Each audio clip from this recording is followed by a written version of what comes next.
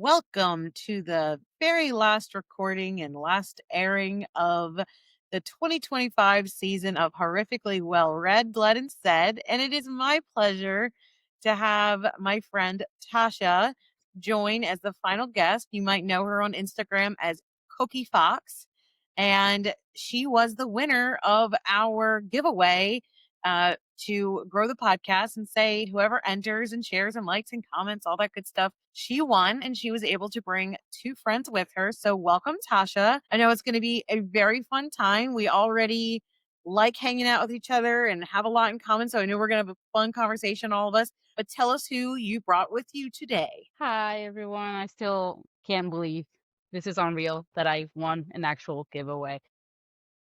I brought with me my husband, my partner in crime, who supports my weird obsessive compulsion in getting everything and going through my ADHD hole, Fernando, and my best friend who saved me when I moved into New Jersey, Bridget. Welcome, Fernando and Bridget. Woohoo! Thank you. Thank you. Now, Thank you. Fernando, are you on Instagram or are you just there with Tasha in spirit? I'm just in spirit. Yes. Okay. I have Insta, but I don't really post. Okay. He's a creeper. Yeah. And then Yeah, I'm just Bridget is Whoa. on at Weirder the Better. And you probably have heard another one of her episodes. So welcome back, Bridget. So good to have you again. Thanks. Glad to be back. We're just hanging out as buds. Yeah. We are because we all like to get together in general and go to like the antique shops and breakfast and all Book that. events. Fun fact, Tasha was like, hey, I just found these two black kittens under these shed. Do you know anybody that would like to have these kittens? And I was like, girl, I already have so many cats. And she was like, okay. And I was like, so what's two more? So we drove to New Jersey and we got them, these two little boys. And then a couple weeks later, it's time for them to go get neutered. And, you know, they say at the SPCA, they say, we won't call you unless there's a problem. And I get a call and I'm like, oh my God, what has happened to these cats? And I'm like, yeah, we're not going to be able to do the operation today. And I'm thinking their testicles have been dropped. That's the one reason they won't. Or There's something they're medically wrong. They're like, they're not old enough because I'm estimating, you know, when they were born because they're like under the, like, yeah, they're both girls. I'm like, what? They have gone from Gomez and Poe for Edgar Allan Poe to now Morticia and Katrina von Tassel. They're still spooky though. Those Yeah, cats have been when we had to go to Spooktastic, Tasha watched them and also bottle fed our little foster, Ralphie Basil. So she's a good person. Literal try. saint. I Saint mean, of a human. when I asked for somebody, I didn't mean for you guys to adopt them, but better you than anybody else in the world. So I appreciate it. And They're here's such a good visitor girls. right here, just blocking the camera. Awesome. This is a cat-fueled podcast. I'm coming to you with a pussy on my lap at the moment, named Look at Aren't we all? Aren't we all? yeah, aren't we all? An additional puss on the lap. Her name is Bunny, and she often has joined us on podcasts. Sometimes she's gotten a little mouthy. I think we're getting an Amazon delivery here. I don't know. Exciting. 'Tis the time of year. I feel so bad for these drivers when it's like pitch black. They have to have their headlamps on. Do you guys leave little things out for your Amazon drivers? I We live in an tried one apartment. time, but they never pick it up. They just they don't. They think it's a But they do drop my stuff on the skeletons in the entrance, so they'll just put it there and put their hands on top of each other or something. Oh. proper little skeletons. Yeah, Halloween all year round. Maybe And you you could like decorate them for different holidays, right? Or different seasons. Yes, yeah. they do. They're all gonna Maybe you could put become out some skelly Santas very soon, Santa was on a diet, lost a lot of weight. and skin and organs. Yeah, and all their vascular and ability, to breathe, all that.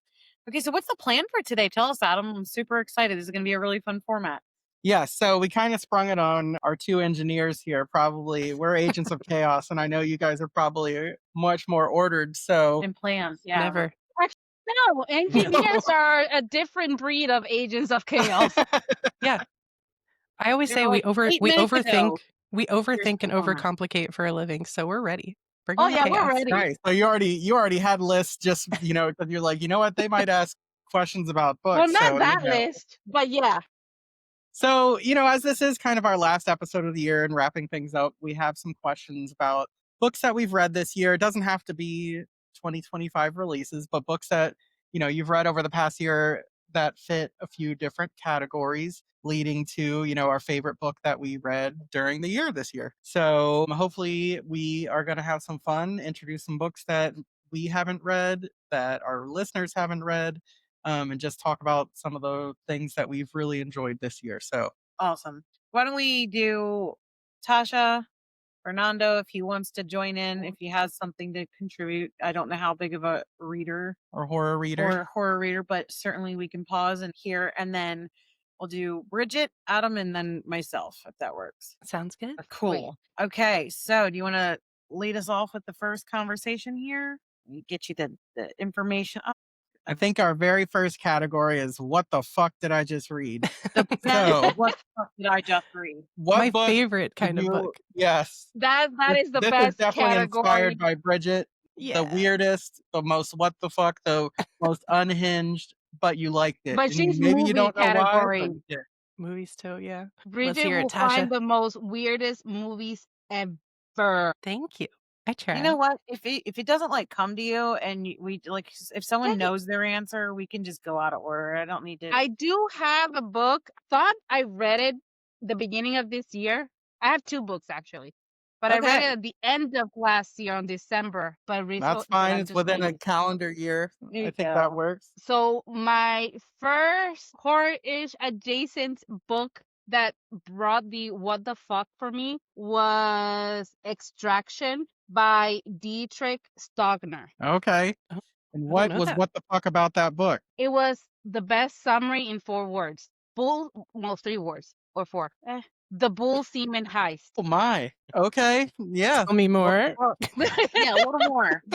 So weird. And I just kept saying, what the fuck is happening? What am I reading? But I couldn't stop reading. I was entertained. I love it. All chaos, death, So are they attack, robbing people fighting, with bull blood. semen, or are they trying to steal bull No, semen? their goal was to steal bull semen. Is it like a a special specific bull, bull or semen. they just want any? And also why? No, it's a specific bull semen. Are they super like weird. gonna like profit off of like animal husbandry because it's like really exclusive semen for like a thoroughbred cow? or Yeah, steer? but for like they needed to kind of like black market expand their network of cows because they were the mean- best type of cow meat or whatever. So they just Yeah, I would be willing to read that. I'm interested. it's Yeah. a fun stupid read. It was amazing. I enjoyed it. It was Yeah, just but like that, it was the when I was idea of like starting my the crossing of genes and like the weeding out things and the progeny, like I love all like I'm okay. guessing a lot of things go wrong as they're trying to steal this bull semen. yeah, a lot of things go wrong. Do Which they was, ever at I some think point slip when I on the mean bull horror semen? adjacent. Do they ever at some point slip on the bull semen? No. That's a missed opportunity. Yeah, that's gonna be extraction too. Extraction Unfortunately. too. Semen slip and slide. Oh no. But the book from this year that was the what the fuck book of the year. I'm gonna break Bridget's heart, but it was Bunny by Mona Ward. Why would that break my heart? I love to hear Yeah, that. that is. I think that's. I know you meant loved to it. be what For the me, it fuck. was the what the fuck. I just couldn't. I didn't. Oh, so it was like a bad what the fuck. Yeah, it's a bad one. Interesting. I consider it a good what the fuck because it feels like a fever dream, but I get it. I understand. Wishes the art that I'm reading, it falls onto that category. I feel like I can't process. What is it? If it's too intellectual, is a fever dream, like you say, and it just flows right over my head. It definitely reads like it's written for a very niche audience of people. Yeah, and it's a I very am like. not in the new audience. It's one of those endings that's super debated even amongst like the literati. Yeah. And I still need to read the prequel that came out. So It's actually a prequel and sequel, and oh Yeah. I loved it. We love you, Bunny. Like it's a prequel and sequel for in the same book. Yes. Interesting. flash forward, flashback, like So, Lost. I mean, the main plot is, and I think it's in the thing, so it's not a spoiler, but essentially the main character of Bunny has written Bunny, the book that you just read, and is on tour and gets kidnapped by the actual bunnies to pay for, like, slandering their names. And then that's like the sequel portion, but then it goes back and the bunnies tell their story and their side of all the events of the first book. So it's basically Huh. like the same book from their side instead of the character that told the first book story. Read it because I'm curious. I will just check it If out you from thought the the first one was library. what the fuck, there is some deeply what the fuck moments in the new one. I adored it. I thought it was awesome, but I Okay. also loved the first one. So I mean, I enjoyed it. she had Mona Awad is an I incredible. gave it 5 skulls. So I enjoyed it, but 5 it broke skulls. my brain. Yes. Yeah, I feel like that was the One of those intended books purpose. happen. So good job, Mona. If you broke me, I just Oh, how many? what do What they the fuck call I the said? the men that they make? I forget what the Uh, word is that they had for them, but there is an extended section of the new book from the point of view of one of them, like their POV, and it is so good. Yeah, I think they were just like hybrids or something. I forget what they Yeah, call but it. I Yeah, think it was it was hybrid. like I don't know if I it had forget a what the word is. different They name. have like I a gave you the word. book back, so I don't know anymore. Yeah, but yes, there's like maybe a third of the book is from the POV of one of them, Oh, the himbo drafts. kind of dude. Drafts. Drafts, yes. Funny story. So, Bunny was the very first book I ever highlighted and tabbed and like annotated. I could that's never bring really cool. myself to actually physically write in a book. And when I was reading it, I was like, there are so many phrases or there are so many sections in this book that are just very like the prose is just satisfying to read. And I just wanted to highlight it. And I just like kind of let go with that book. Yeah, I was gonna say, like, what tipped you over? And you kind of just answered that. So it was Yeah. the pros and just how beautiful things were and things you just didn't want to forget, like in terms of wanted to like you're not gonna read the whole book again, but you can flip through and relive these key moments. Yeah, exactly. And it was just, it was like, you know what? I just want to get completely immersed in this world. So I'm just going to let myself, like, tab up this book and write in it and scribble in it. And I've done that many times since then. I love that. Yeah. I've never actually done that. And so It's freeing. You have I to do it. I was gonna say, I think I'm almost like one of those people that like I'm nervous to even write in a journal because like what if I write one thing and I ruin the whole thing by So I put stupid. something stupid in there? And Yep. second of all, do I really want to look back and read my own voice? You know? I don't want to listen to my voice on here. I So, know yeah. every once in a while I'll listen to one. I'm like, it's a lot better than reading your writing or like your self journal or whatever. But Yeah. it's not as embarrassing as that, Bridget. Like you can just actually enjoy it. The Yeah, tabbing. exactly. It's like, this is my book. I'm going to, I don't know. I Well, It's gotten as freeing. far as just to tab like the stickers, but not write. I still can't bring myself to do that. But I love borrowing books from Bridget Ooh, say and that sentence. read her Do it. and read her annotations and stuff and Yes. see where she's at. I enjoy that. that would be. I agree. It feels really nice. Like every once in a while, I'll come across a book, Adam, that you've done that. Oh yeah, Well, like the Find a Private Place. yeah. But then when we got to read the one from Rachel Harrison where she did So thirsty. Yeah. and reading it, the annotations from what she wrote and why she did this and what was happening in her life at that time was very special. Like I wish authors would do it. I would spend money to just get that all the time. Yeah. I agree. Especially so like Right. Haley Newland, whenever she shows that her blackboard behind her with all of her notes from her books, I'm like, can you just take a picture? Can I just look at I it? know. I just She embodies the entire meme, right? book. Like the red string, Oh yeah. Yep. but like much more organized. I know she had sent me the picture of that board before I had read the book over the summer, and I was like, I'm zooming in on this shit. You know that, right? And she's like, no. Yep, exactly. You have a what Love the it. fuck book of the Fernando, year? do you have a book that you want to share? That was what the fuck for you. Bonnie too. Oh, By the Bunny way, as well. in case you guys didn't know, not you guys, the guys who's listening, I'm visually impaired, so I just do audiobooks. So I Audiobooks heard, are reading. Yes. Yep. I know, but just to people know that listening to that one is like with the voices, creepy voices. I have an It was a audiobook wonderful. on my top 10 list or my top 5 list here for sure. So I would love to. I want to hear yours. I personally, Fernando, like I love being transported back to 3rd grade where it was circle time and you sit down and your teacher reads to you and it was wonderful. So like if I can do the immersion option of I have the book and the audio going, like, or if I have COVID and I Well, just need to listen, like, I'm sorry, I don't think there's a dang thing wrong with the audio. It's, Yeah. it's just a different level of appreciation, but stimulates your brain in the same way. And thankfully for people like yourself, where there is vision impairment or anything else that you want to do, like you're working on a project, but you can listen to it just like a podcast. What's the difference? I love that you have that Yeah. opportunity. yes, Yeah. that's correct. Yeah, because I just put on my audiobook and just do stuff around the house. Me too. And so I start and I'm like, what the fuck? And then I continue doing what I What the was fuck? doing. And then I continue. But Yeah, and I mean, That's a there are good some. t-shirt statement, that I just say what the fuck to myself and then I continue. Yeah, I love that. I mean, that's yeah, kind of remember, 2025, so Yeah, what the fuck, you have 2025. to do something, stop, what the fuck, and then continue. Yeah, that's yep. the motto. Yeah, you can do it continuously. You have to do stop, say the phrase, and continue. Yeah. Always continue though. You gotta continue. I know. Yeah. All right. Well, I don't know if Bridget, we're what was gonna your go what to the fuck? audiobooks next, but that's at the end. Okay. I need to listen to more audiobooks. I feel like I used to be better about it, but I do like doing the tandem reading where you're reading the physical book and listening to the audio. I feel like as an ADHD sufferer, Yes.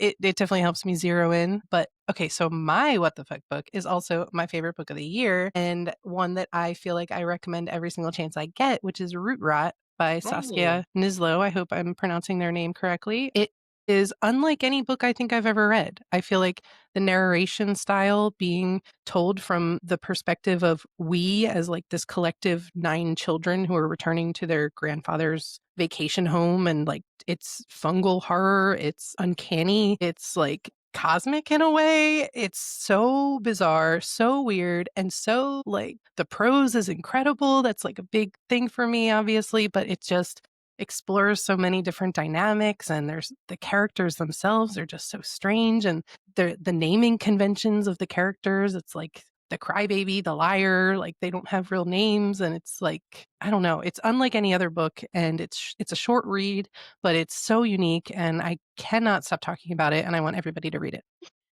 I have The heard end. So nothing why but is that not the on most my Bridget library? Come get it. Okay. I got it. No, Okay. I read it first as an ARC, so I had an advanced copy and absolutely loved it. And I also love that the author on their Instagram page leading up to the release of the book, they were sharing a bunch of posts of like, if you love this movie, you would love the vibe of this book. And it's all just like the weird movies that I love so much. So I knew it was going to be up my alley. I knew that we had very similar tastes in our brand of weirdness. So yeah, you can definitely borrow that one next. Yeah, and probably have some good citations and whatnot in there. I honestly have heard nothing but the most wonderful things from authors and readers alike. That it is just, from Creature Publishing who put out. It is Dre Reed Spooky. Like everyone's Meg Ripley, you, Yep. Adam, like Will there. I mean, it's like everyone's saying like it's just the best. So I was able to pick that up at Novella Swap, but it's on my 10 before the end. Awesome. I'm so excited. Yeah. And I feel like you mentioned Creature Publishing. I have not read a book from them that I didn't absolutely love. You can't go wrong. 100%. It's, 100%. yeah. I mean, I love that a lot of their books are just weird and feminist, and they just have a Yeah. lot to say. Have you read the Vampires at Sea yet? Vampires at Sea? No. It's I need that. horny lesbian vampire. No, I have not read that. I can visualize the cover in my mind, and I still need to read that. I think I have maybe 90% of every book that they've ever put out, but Okay. I have to read that. I'd like to know your thoughts. Right. Excellent. Adam, I love do it you just from the name. Well, I was gonna say one thing about Root Rot that is very interesting too is that as weird as it is, and I think that the way that the naming conventions, like you said, everyone has a cousin that fits Yeah. most of those. So it's Yeah. oddly like you oddly feel like part of it at the same time as weird as it gets. And Exactly. It's like each you're character kind of, is like yeah, an archetype or something, you know? It's right. like, yeah, it's very strange. There are scenes Yeah. in that I almost put that as my best don't read this at night. Or sorry, a spoiler for the next topic of the book. No. But it could have fit on probably all of these books that we're going to talk about, all of these Yeah. themes that we're going to talk about. It was super weird. There are some scenes that I was just shivering, you know, it was so creepy and unsettling. And not many books can do that to me. So, yeah. Yeah. Yeah, I love Excellent. it.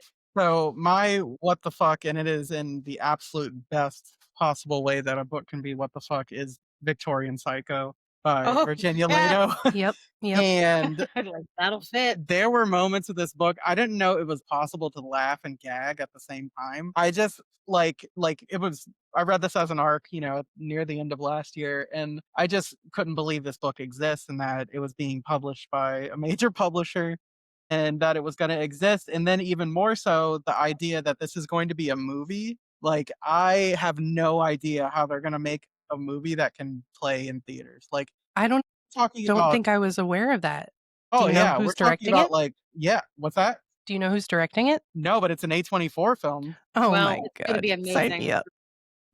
I forget who it is. And I think it changed who was going to be in it, but it was originally Margaret Qualley that was going to play the lead, but I think that might have changed. But there's a scene. I mean, it's basically like Terrifier 3 governess style, where it's like I don't know how this is going to be rated, but there's a scene involving a baby That was amazing. that Oh. somehow is the most horrifying, Yep. funny, Hmm. and like disgusting scene I've maybe Mhm. read ever outside of an actual extreme horror novel. But it's really sad. It's really funny. It's like Jane Eyre, except the governess is pretty much a, psychotic serial killer and has maybe the craziest final 15-20 pages of any book I've read this year too. So it's fantastic, unhinged. I don't know if I've really, some people it might be too much for, but I don't think anyone that I've know has read it and said they were not entertained. It is a lot. I'm It is terrified by strange and everything you bizarre, just said. but wonderful. Like, I see what you're saying. Like, every couple of seconds, I was like, "What the fuck?" Yeah. I mean, she's truly a deranged person, but The at the things same she said, time, yeah. you kind of like her as a Oh villain in yeah. the same way. It's very odd. Yeah, it's almost like, I don't know, thinking of other characters like maybe Mayfly or something like Yeah, that, I would where say it's that. like, I am scared as fuck of you, but I also kind of want to hang out. Exactly. Yep, yep. I still have to read it, but I have heard nothing but good things. Surprisingly, I haven't read it. It's another one. It's like 130, Yeah. 40 pages. It goes by so fast and you will not. Well, It's also the ending is at Christmas time, so it's perfect Oh, for right now as well too. I'm gonna pick it up next. I Yeah. have it on my shelf. There you go. So my book is Where I End by Sophie Oh, Black. yes. Yep. And my thing on Goodreads, I only gave it a 4. I should go back and give it a 5. I think I gave it a 4 because it was such a what the fuck did I just read? Yeah. And all I could say was, this is one of the craziest books I've ever read. I'm not sure how I feel about it. It's deranged and artsy, really disturbing, but written excellently. The body horror, the family horror. She is another one that if you thought Victorian Psycho was crazy, this person's as equally deranged. For there's really nothing that it's just really what the fuck unsettling. And at the same time, wonderfully done. And like, it's about this girl who has been forced to really like caretake her deeply physically disabled mother. I don't want to go into like even how disabled or Yeah. like any other things. And because she's forced to like do everything, like something that you would have like a full time like CNA, LPN, like deal with all the time, like lifts and all that. Like she's got to do all that for her mom. And so she hasn't gone to school, whatever. So she's like developmentally, socially, really awkward and kind of like messed up in the head and malicious. And then she gets this opportunity to kind of like break out into the world and fixates on someone that she finds at the beach and finds a way to like whittle her way into her world, pretending that she's a really good babysitter. Not good That's things. horrifying. It was so well done. I recommend you pick it up for sure. Oh my God, Bridget, I sold. need your expertise because you're my horror filter. I consider myself still on the baby horror genre. Absolutely. Guys, I am too, because I like, yeah, as you guys are talking about Bunny, I'm sitting here in my head going, I probably agree with Tasha because I think like I'm Mhm. more like Adam and Bridget like the fever dreams like a lot. It can go either way for me. Yeah, I mean, that's Bunny is fair. like if James Joyce wrote a horror novel, essentially. You know what I Oh my mean? So, which is high praise, and Considering I also, haven't read any James Joyce, I don't know what that means. I'm sorry. it just means like there's The parts where you're cynical. like, I'm pretty sure I'm reading a book.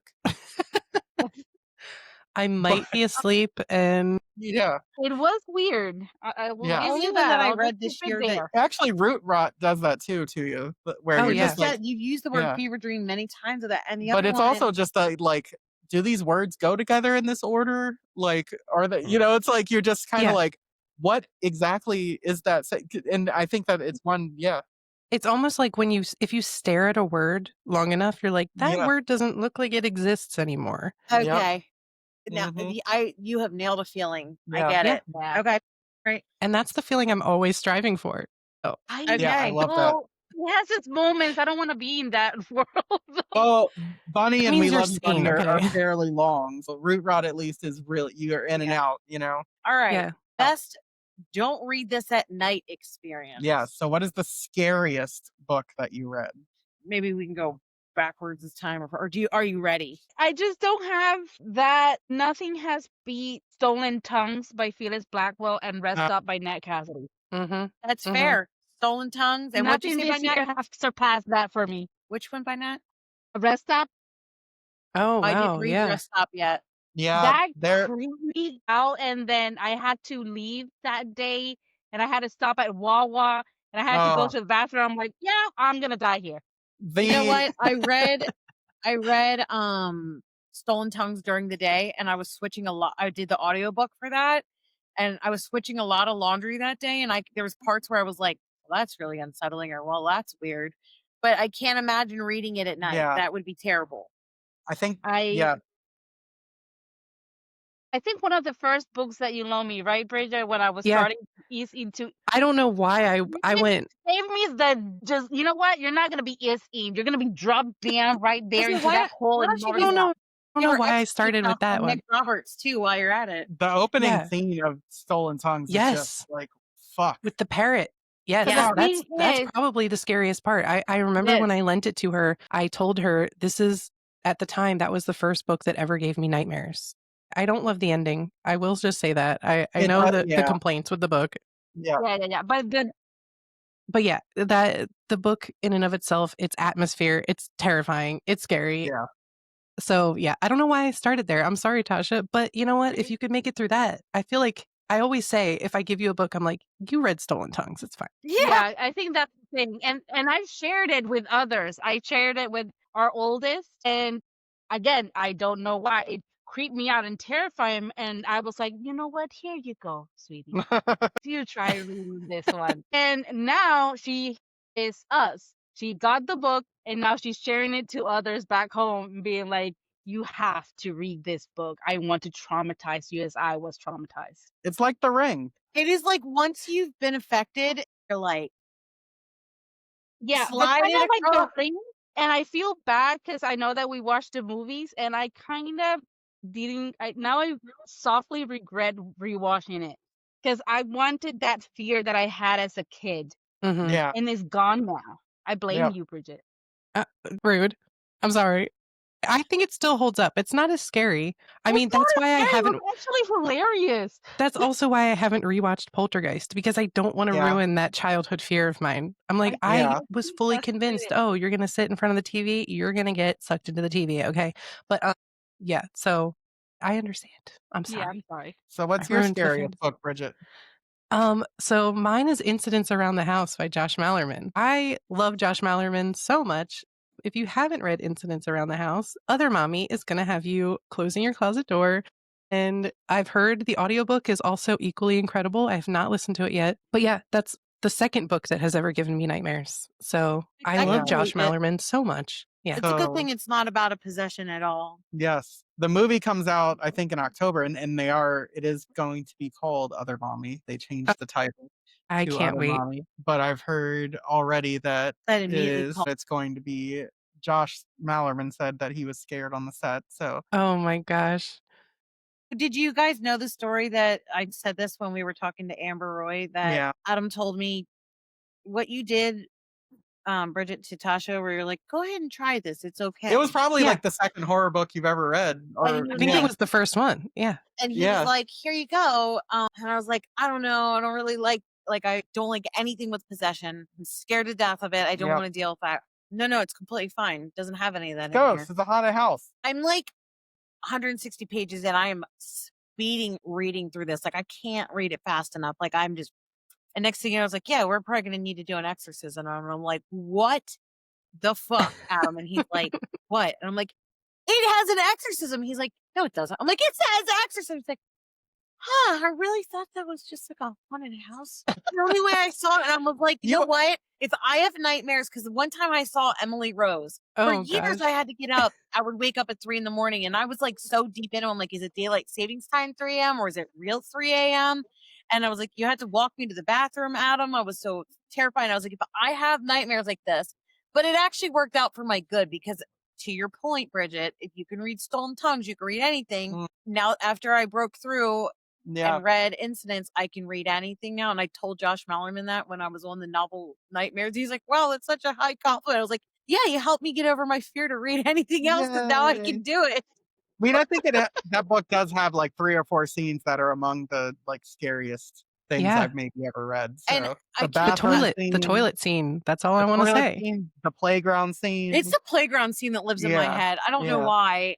And just the overall like closet. I think and, the scene, like I think, whatever. yeah, I think that because most books, especially if they are even movies that involve children, it's usually really long before the parents like believe them. And the fact that Yeah. like really early on the mom walks in, sees other mom, and he's like, oh fuck this. Right. Like he broke the rules to that. And I'm like, well, where do we go now? You know what I mean? Yeah. And I thought that was great. And it's told from the child's perspective too. So Yeah. it has this nostalgic, like it really channels that feeling of being a kid and being terrified and not feeling safe in your own home.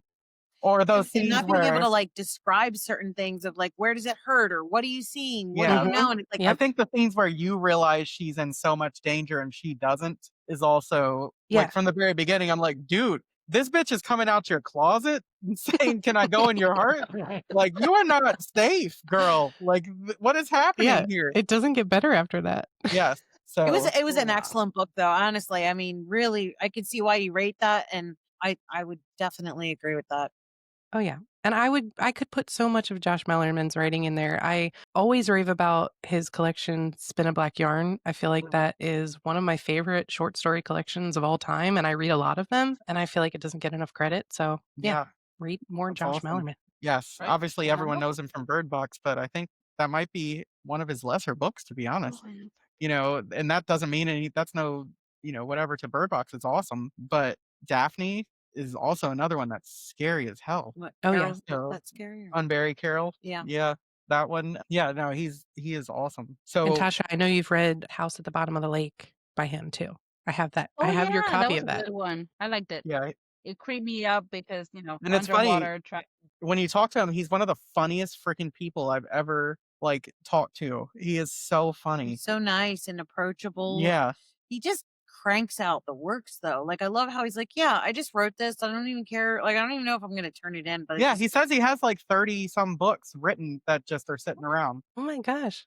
Yeah. That's amazing. So and he's Let the us lead have singer him. of a band, and Yeah. like so it's like that song. Some guys have all the luck, yeah, but it's like some people have all the talent. yeah, crazy. He and Clay McLeod Chapman, I don't know how they have the time to do as much as they do. They must Yes. never sleep. And they're Yes. amazing. Yes. Did you? I've learned from this community how amazing like the horror authors are. They're just so Yes. I don't know. Yes. They have So something Yeah, the nice. authors are so approachable. nice. I don't know. They have something in them that you just feel comfortable in. I'm Mhm. sorry, compared to other genres. Yeah. Agreed. I think it's because most of them are neurodivergent and you can't tell me otherwise. Mhm. I have never asked everybody, but I think it gives a great amount of empathy and ability to connect with others. And I think that makes all the difference. Yeah. I agree. I feel like the fact that they confront what scares them and what gives them anxiety shows a certain level of empathy and emotional intelligence. And Self-awareness.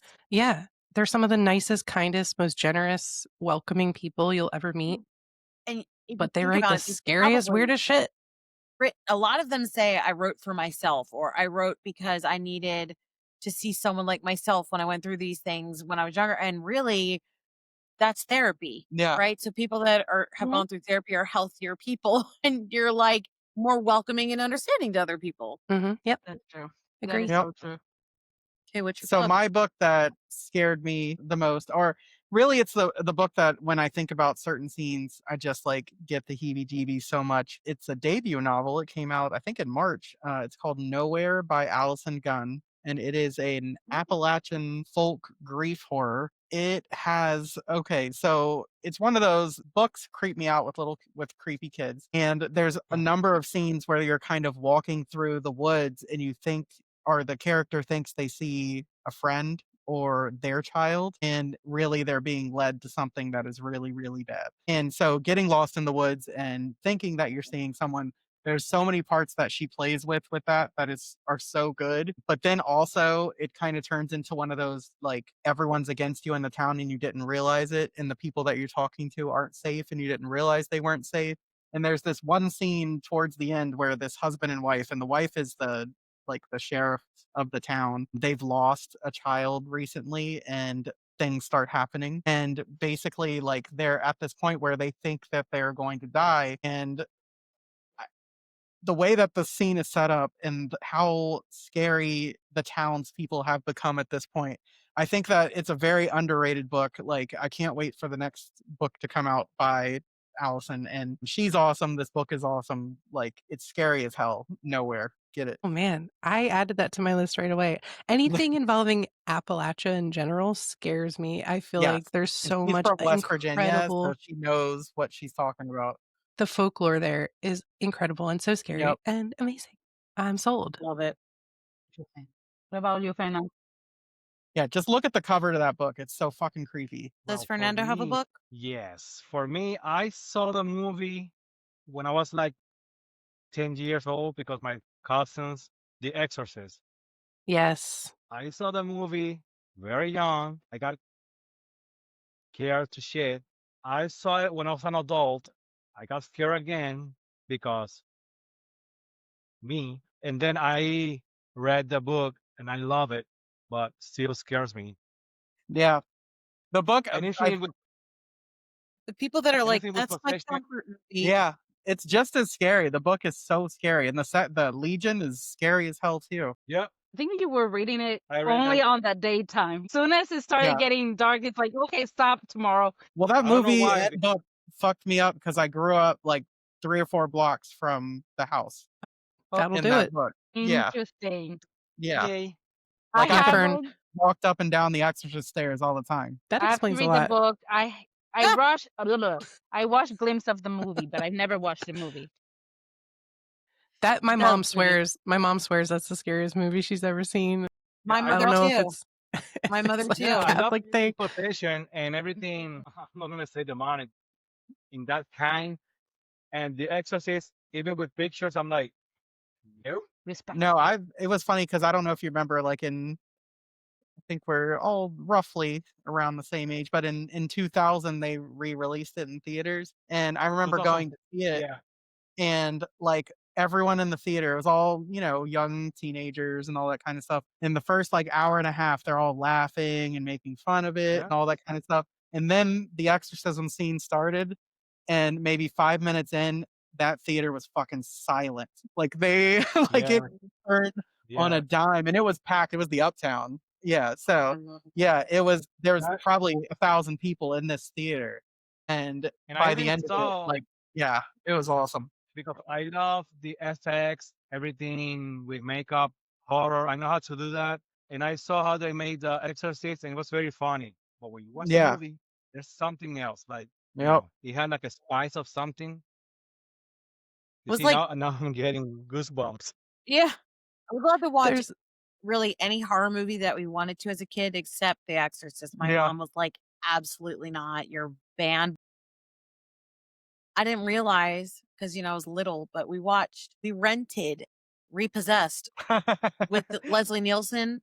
Yeah. Like, Huh? The satire. amazing movie. Your mother sews socks that no, that's this SNL. Yeah. Such a Wow, good. I was very, very protected and watched over. I wasn't allowed to watch any horror movie, anything dark, anything diabolical, or like that. I just saw glimpses that I was able to escape. It So you wasn't were until last year that I saw Trick or Treat with Bridget for the first time. I'm so sorry, but also I'm not sorry. I love that movie so much. I love that movie. I yeah. enjoyed it, but it's kind of like I feel like I have missed out so much a little bit, and kind of like going back with talking.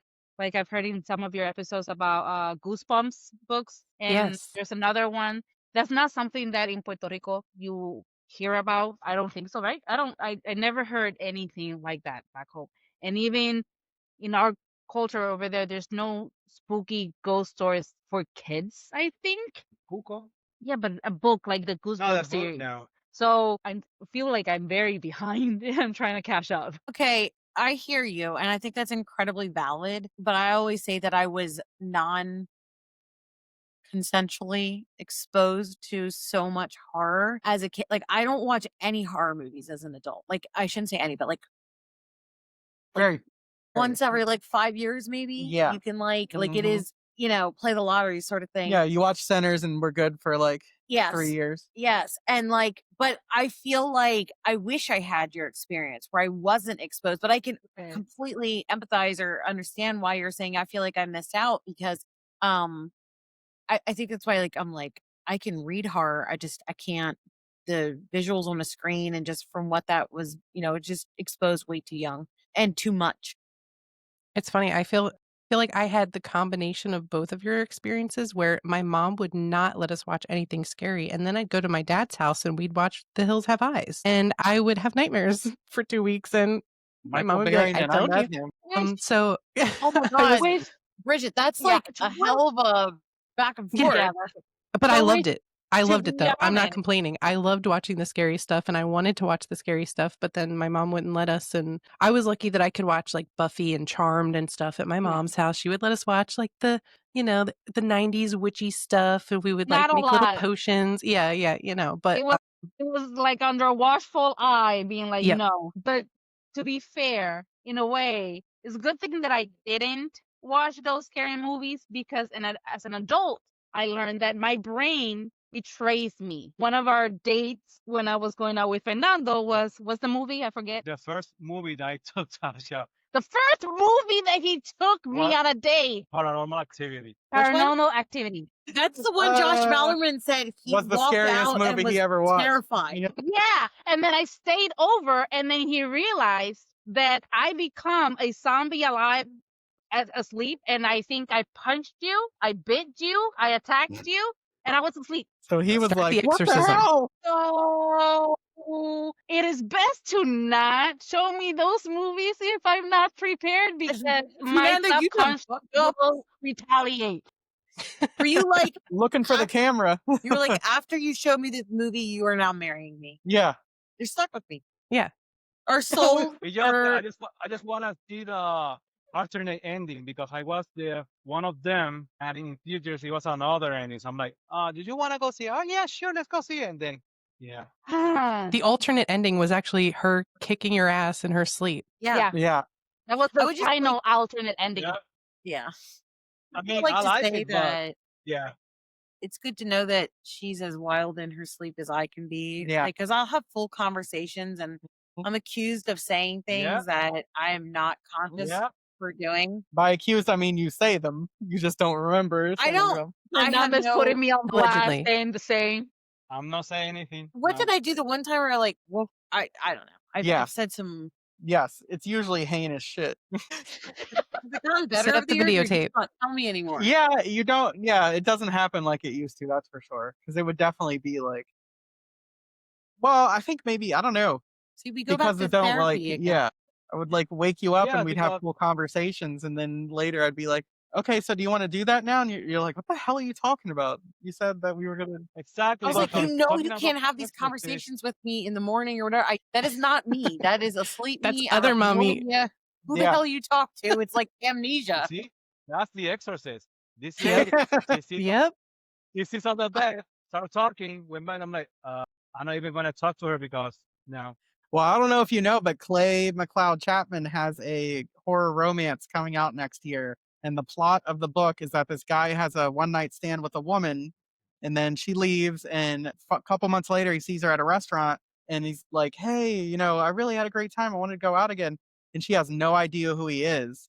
and he begins to realize he had sex with the demon that she's possessed by and not her. And so he's Amazing. trying to make Oh, the demon I come have to back read out that because he's ASAP. fallen in love with it. He wants the demon back. Yeah, my- it's called The Nice. Devil Inside. Wow. It's gonna be Good. like It's based the on a very true first story. Harlequin Tell a horror true movie. story.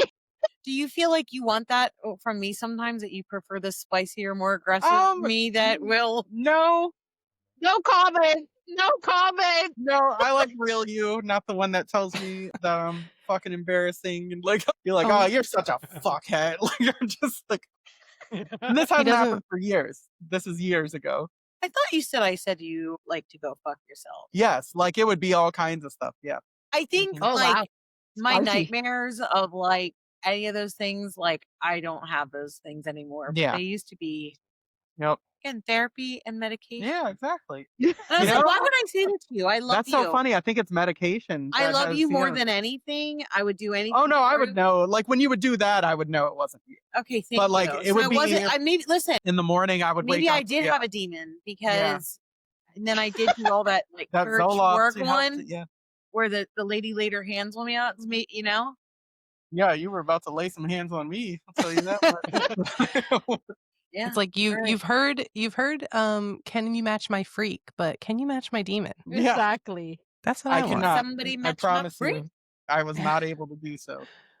So, what's our Could next? not. What's your scariest book? Okay, so I don't feel like I get traditionally scared in the way that maybe other like every book you're saying, I'm like, yeah, that makes sense. It's scary, whatever. But this time, Fernando, I was listening to an audiobook at night, and it was for the one author, Don Campbell, that was coming on for his Whispers in the Woods. And it's very like folk horror, kids again. Sounds very similar to like, anyway, great narration. The person's doing all the voices, whatever. It is like a Friday night and a Saturday, and I'm listening, and it's late. I'm a night owl. Like it's almost 2 a.m.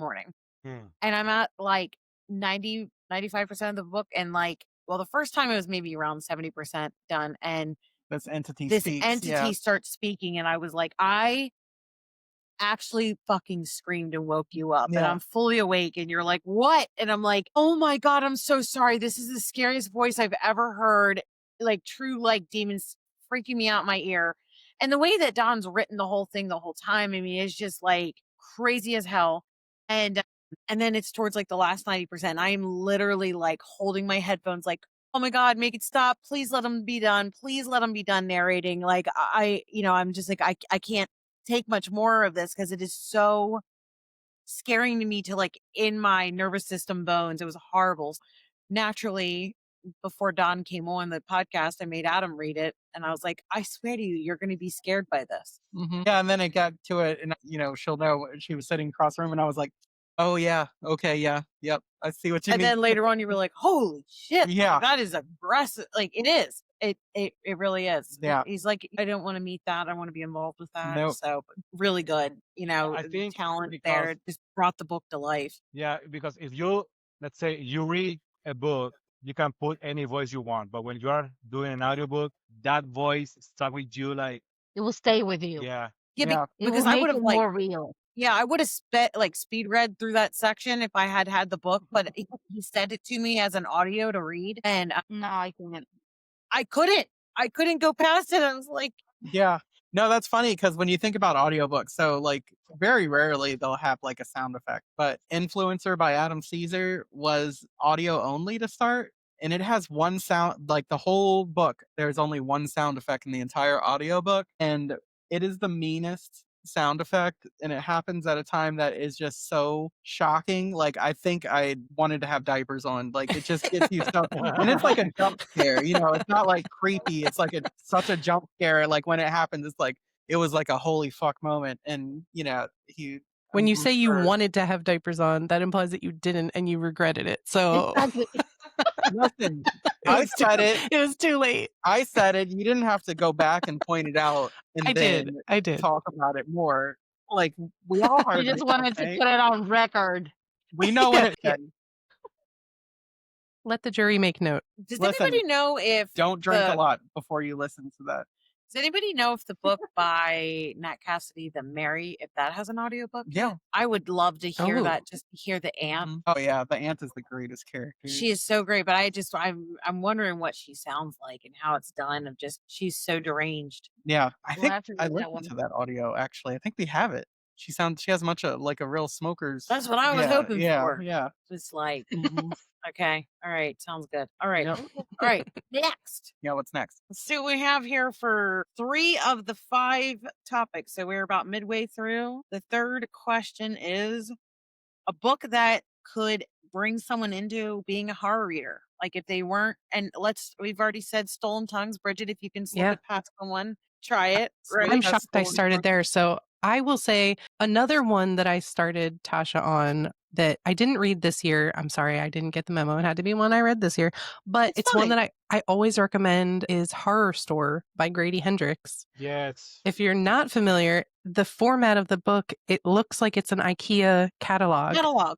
And Yes. it's so genius. It's so satirical, but also I think one of his most gory books. And I loved it so much. That was my first Grady Hendrix book. And so I always go back to that. And it's still my favorite one. I And I didn't just read think that one it's, from him yet, so I'm yeah, excited to do it. We have it. I know it's exactly so what you're talking unique. about. It is so unique and it's so It much was fun. fun. Yeah, It it was was good. Yeah. very fun. I read that Annabelle one has actually. taken it Yeah. to school in her backpack. I'm like, they probably think you have a IKEA catalog with you here, my dear.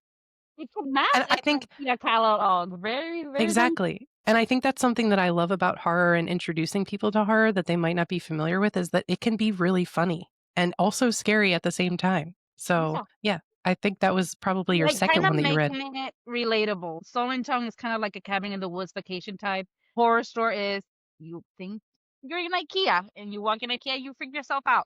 Or Rest Stop could be another one to introduce, and then you go into a freaking Wawa station bathroom and just freak yourself out. Yeah, exactly. I will never see a rest stop the same. I will never see an IKEA the same. Okay. And I haven't been on a Excellent. cabin vacation. I do want to, and I'm not going to. And I know that I will remember Stolen Tongues when I do. Let's go. We can all go. We can all go. We could all read Stolen Tongues I at the love same that. time. I think if you also read Mean Ones, Mm-hmm. cabins will feel different to you. And I have also, to read that what is it? one. The one by Anya Alborn. Can't think of the name of it right now, but That's the one that you were just talking, the Shuttering or something like that? yes, Or that yeah, takes yeah. place in the cabin. Some of these places, they love The how a book isolation. back to life. And you're like, Okay. but yeah, the Stolen Tongues for sure, the cabin there. Okay. So which one do you have, Tasha? Or were those your answers? No, those were my answers. Okay. For Does introduction, Fernando well, have maybe at anything? the end.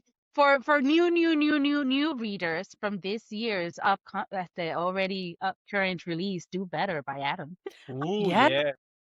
That is true. It is a very palatable. It It is. is honestly a very intro to horror type of book. I'm gonna give this one to my girls to read. Because it's like a thriller with, some severe body horror at some points. But if you can read a thriller and you love it and you want fast paced and heart beating, that's She loves Adam's book. YA thriller, so this is a Yeah. step Yeah. up. How old is the daughter? 22, 3, 2, True. 1. So yeah, she'll like it. She'll like it. Still fine. She'll be fine. She loves Stolen Tongues, so Oh, she'll be I fine. know that she can start sharing the next generation with Dube. I love it. I feel like this conversation has shaped how many times I just need to recommend Stolen Tongues now to just get people going. And then be like, you're fine now. See, you're fine. It's like the equivalent to tossing the person into the pool and be like, they're going to swim. They'll be Yeah. fine. The water's, you get used to it. You get used to it. It's like shared trauma. Which, when you came swimming this summer, you didn't care how cold it was. You're like, you get used to it. You're like, I'm just, yeah. It Yeah, just exactly. lines up for me, Bridget. Come on in. The Okay. water's fine. Ignore the Yeah. talking parrot. Yes. Introducing to horror is kind of one that maybe like bridges genres or isn't like super heavy on like supernatural and things like that. So 2 books that I would say are The Red Knot by Monique Asher, because it's like where Absolutely. psychological thriller and sort of horror meet, and it actually That one really is like the Yeah. whole looking at the Yep. freaking meme of the string tied all over the place. Oh yeah, yeah. And so that is on a remote island in Alaska. The main character is a detective, and her best friend, who is the island's only psychiatrist, is brutally murdered. And her daughter is missing, who is the detective's daughter's best friend. And she's trying to figure out what happened. And it gets deeper and deeper and deeper into like things that have happened in this town previously and stuff. It gets like the last section becomes horror, definitely creeps up on you, and I thought was really cool. I think that's a good one. And then comes out next week. And we'll be releasing the episode with her. But Dark Sisters by Christy DeMeester is another one. It's like a 3 timeline in this town, and it's all women that are basically just being really treated like shit by these men who all happen to be part of the same sort of sect of Christianity that's very like Scientology and Mormon coded. And it also gets darker and darker and darker as the stories intertwine, and you realize how they're all connected, and it's really, really messed up and good. That sounds so good. I'm I've adding been- so many new books to my list tonight. Yeah. Way Well, too and many. I think you said, Adam, that Christy DeMeester's book just got picked up for Book of the Month Club. It is part of the Book of the Month Club for December. Yep. Amazing. Ooh, nice. Good. Okay, so I'm going to cheat for this one and do 2 because I just did. Do it. I have to. Your podcast, your rules. It's fine. Well, There are no rules. so one is an arc that I read, and we will be having Dean Airbach on, but it's Meat Bees. Like, Oh my gosh, meat I can't as in- wait to read that. So the picture on the book is like of an eyeball with a Disgusting. yellow Absolutely jacket, like repulsive. going into the eye. And I was like, this is disgusting. And then I was like, I'm going to read it though. Like, I challenged myself because I was like, if I can read incidents, right, I can read this. And I would recommend it as a first time horror book because it is really like an intense thriller. I think of it as a cross between like a Jaws is kind of how he tees it up, is saying like, you know, it's kind of like what is happening and how are all these people like missing and what's happening here. But it also feels like a slasher to me, but through the mode of Yellow Jackets. And Adam's like, yeah, but that doesn't technically make it a slasher then because it needs to be a person. I was like, I didn't say how the bees were doing it, but They had if little you knives. if you look up Yellow Jackets, they're colloquially known as meat bees because they will eat the flesh Mm. off of something. And so basically the premise of this book is they're actually like outside of Tennessee and in Adirondacks or whatever. And I don't know why I just said that. They're in the South. Yeah. I'm like, not Adirondacks, Ozarks? yeah, Appalachia. Yeah. And in the Smoky Mountains area. And they there's these bodies that are like on the side of the road that look like your skeletons, Tasha. Like they are now skeletons. Like, and they're like, what the hell? Like, how did something? So they think it's like some kind of a predator or an animal. It takes forever till they recognize it's the bees. And obviously, there's so much more to it. So good. Could not stop like reading it. Just didn't want like I had to start like slowing down because like I was like I don't want to finish it. It's so good, and each kill and thing was so amazing. So it was like one of the best thriller books. And I think the horror comes from just kind of understanding, okay, what's happening with the bees and, you know, just how violent, like gory it is and whatnot. But again, for a lot of these thrillers, some of it gets pretty gross. So I think that would be just a real page turner and really good. That comes out in March of 2026. And then the other one that I did not expect to love, I didn't want to read because I don't like anything with plays, but it's A Play About a Curse by Caroline Macon Fleischer. And I absolutely loved it. Like it could have fit another one of my categories of like one that I just like keep thinking about. But it's about, you know, think about it when you started working and you see someone who's like ahead of you in the work field, maybe someone that you want to be like or you want to emulate. And it's like, oh, aren't they so lucky? You know, oh, they just got maybe like a future engineer of like, you know, and you're like, you're the lowly baby engineer. You got to wait till you work up to the head of whatever.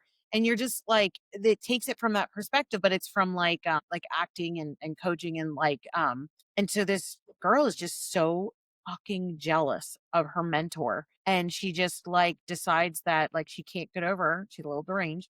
And she goes to like downtown, goes to this place that they have like spells for sale and goes in and she's like, yeah, I want to buy this curse, like the worst curse you have, please. I want to curse my mentor. So like that shit starts happening to her mentor and she's just really fucking pleased with it and just leans into it repeatedly. And it deals with the folklore of the Melusine, which is what's on the Starbucks coffee cup. So it's not actually the mermaid. And the absolute just like dealing with the rottenness of a human being and the rottenness of humanity and jealousy and disrespect and underappreciation for knowledge and what you've learned in the workplace and just humans in general, and just whatever, if it benefits me, I'll do it. So I feel like that's all really horrific, but it's also very approachable as like it's really more, it's less monsters and more about the ugliness of people. And I think it's a really, I mean, you'll I just walk love away that. like, are you fucking kidding me? That sounds amazing. Yeah, Yeah, I it's love I'm awesome. that. sold. I like that the horror is not the evilness of just a creature, but was with it. I'm actually very intrigued. I'm leaning towards going Those into are my reading more. favorite. I love the I horrors of want to. people. I like the horrors Yes, of people. Yeah. I love the Like we horrors are of the people. monster. We are the worst, honestly. Yes, we It's are. funny that Meat Bees reminds me also another one that was really good that would fall in this category is Spider to the Fly by J.H. Markert, where it's a killer, and the way that this killer is killing people is they kidnap them, tie them up, put them in this basement, and then dump all of the most poisonous spiders in the world on them. So it's the actual spiders that are killing them instead of the person. So like Oh they my just dump god. like hundreds of black widows and brown recluses and I all the like just you name it every Look at time. Tasha. Yeah. You guys can't see her, Yeah. but she is doing Loving a it. Squirming. almost She's like doing she a has happy dance. lice and she is Yes. just combing through her hair, checking for You have spiders. no It idea is. how much I get creeped out by insects to the point that when we were at the apartment and I saw the New Jersey centipede here for the first time, the big baby, I took a vacuum, I vacuumed it up, put the vacuum inside a trash bag, put that trash bag in the vacuum instead of another trash bag, and put it outside and texted Fernando, when you get home from work, kill it. That Oh explains my why god. rest stop bothered you so much. Oh my God, I The Oh, hate it bug. And so much. then you have Bridget and I are both like, we really like bugs. Yeah. Give me the bug.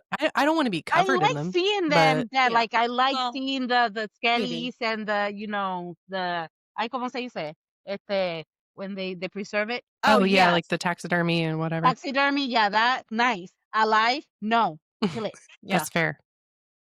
I don't know if I'd have a problem being covered in them. I don't think I wouldn't mind spiders and sorry, Tasha. And I used to let bees crawl over me when I was a kid. Like I really enjoyed that. I love Just like bees. I'm Bees, I befriending don't you. mind. Bees, I don't mind. I respect them. They have a purpose, and I understand purpose of bees. So I'm okay with bees. Hornets, they can burn in hell. Any Yes, other creature, absolutely. burn in hell. But I hear bees you. are sacred. So you need to read the meat bees because you'll be like, you absolutely need to burn in hell. So yeah, March is on that's on your list, Tasha. It's on my list. Okay. Because All it's right. not gross and like it's never like gross of like it doesn't go into like gross details of like the insects of the bees or anything. It's genuinely just about how fucking vicious they are. Oh, And you that know, one like with yellow I will jackets, read. yeah, the closer it gets to like, you know, the end of September when their food starts going off or the angrier they get. Like it's part of their That I personality. can read. The other one that you Yeah. said about The throwing a J.H. bucket of Marker one. insects to just nah. Yeah. No. Pass. All right. Okay, Pass, fair next enough. up. Fernanda, did you have a book that you want to share about one that you can pass on to someone that is just getting into horror. If you just, I mean, that depends what you like because I will say like, oh, you wanted to get into horror? Yeah, do the Exorcist. But if you like serial He killers, doesn't want people to go into horror. That's an extreme way to go into yeah, horror. yeah, you can pass that. You can do anything. I just yeah, read. I see this. If you like We all serial have killers, this like again, 1980s, 1990s coaching style of our parents that are like, and there you Throw you. go. Yeah. Just throw There you you in go. the pool. Perfect. yeah, Perfect. if you like serial killers, I just read Serial Killer Support Group by Oh yeah, Saratoga. Saratoga Schaefer. Oh yeah. Yes, Yeah. She was gonna be on my book for what the fuck did I just read, but I loved it. For Tradwife. that one. Me personally, I give it a 5 because Adam it loved was that that book good. too. Mm-hmm. She's gonna be It on the was podcast in 2026. Oh, Exciting. look at They that. Fernando sorry. has a fan. They Fernando, are going to be apologize. Saratoga is a they them, and they are going to be on the podcast in 2026 because I read as an arc the Tradwife, and I had said the whole time that I cannot do cannibalism in books, and I did not realize that was going to be in this book. And I am a convert based upon what the fuck did I just read? It was one of the weirdest. Bridget, speaking of a weird book, that is up your alley. Do tell. So so they were at Horror Reader Weekend and they did a reading from Tradwife, and I was so intrigued. I want to read that so soon. I honestly, I was going to put it on as my book hangover, which is question number 5, because I just keep thinking about it because it was so weird in the most wonderful way. So yeah, I look forward to having them on. So can't wait. Okay. That's exciting. Question number 4, book you bought or we bought for the cover, and it was just as good as the cover. Okay, I'd like to start this one. I know exactly. I bet you we have the same answer. Maybe Bridget does too. I don't know. You haven't read it though. I have Well, a then we lesser don't known have one. the same answer. Okay. We used to love each other and sync up on these. What? No, I'm this kidding. is I'm kidding. obvious. Yeah. For me anyway, it's Her Wicked Roots by Tanya Pell. It is the most, just overall, everything. She's on my 10 before the The end. sprayed edges, everything about this book. It's the most beautiful looking book, and it's just as good as you think it's going to be. It is poisonous plant garden horror. I need to read that. Yeah. Gothic. It's a retelling of Rappaccini's Daughter by Nathaniel Hawthorne, and it is brilliant. Love it. And Tanya, friend of the pod, wonderful person. We love her. She just is the Tanya. best. Love her and her Labubu. Yeah, she has a pink library. Her next book is called Barbie Just Won't Die, and it sounds amazing. It's like a slasher about a former Scream Queen, at conventions and stuff. But yeah, she had a pink microphone with a Labubu attached to it when we were recording, an icon. A beautiful, beautiful, beautiful book. And I have it on as one that I'm not willing to end the year without. It's so good. So by the time this is released on You will have read New it. Year's Eve, I will have read it, and I will be like, yes. I would love to join you in reading that. Oh wow. Okay, we were saying Tiffany, we were thinking about asking a buddy read question. I'm like, I haven't buddy read with anybody, but we could, if we're trying to get it by the 10 before the end, Bridget, we can both talk about it. Yeah, let's do it. I haven't buddy in a while. Let's all do it. Did you want to read Her Wicked Roots too? There you go. It's plants. You'd love it. Absolutely. Yep, it's all about a garden. I'm in. Yeah. Why? Precious. Oh, and Bridget, she actually, because I know you love perfume, she has custom perfume that goes with her book. Yep. Not custom, but an assigned. Yeah. Bridget, stop now. I'm going purchase. That's ASAP. Yeah. My wallet is already out. I'm slamming it on the table. Take my money, Tanya. Did you read Cicada? No, I did not. I know. It's so good too. I didn't read that yet either, but hearing how she got the idea for the book and everything. The thing is at the time of this recording here, I have 4 more books to get to 250 books for this year. I feel like I'm reading them as fast as I can, but holy shit, by the way. Yeah. That's a lot. It is. But if I could do more, it's because my TBR stresses me out. It upsets me to think about passing away and not having read the things I want to read. So I already laid out all the books that I need to finish for the end of this year. I used to think that way, that I just needed to read the TBR as fast as possible, because what if I don't get a chance to read it? But my mentality has changed to, even if I don't get the chance to read it, I already supported the author and I try to help them as much as that does help me. That does bring some peace. It does. I've really been into Libby though recently, because if I don't have time to have the physical book, but I'm waiting in between meetings, or I'm out waiting to when Annabelle has violin or something, I can use the Libby book, and I've been able to crack some of them off my my list for that too. So because they're not all horror, you know what I mean? I do like to read. The way I see it too, the way I try to look at it, because I have, oh my gosh, my TBR grows faster than I can read, okay? Right. So I look at it as when I look at my shelves, I'm like, every single book on this shelf is another thing to look forward to. So I never run out of things to look forward to. I always have something that I can look at and read. And so I'm never going to read every book. My TBR to end, to be honest. I want that's a new way. I'm going to try to reframe it for 2026, you guys, to just have a better feeling about it. I think it's just, I feel so impassioned about how each person has taken the time to write these things. I just want to, every time I read a book, I'm so changed by it. And it makes me just feel oh, what goodness.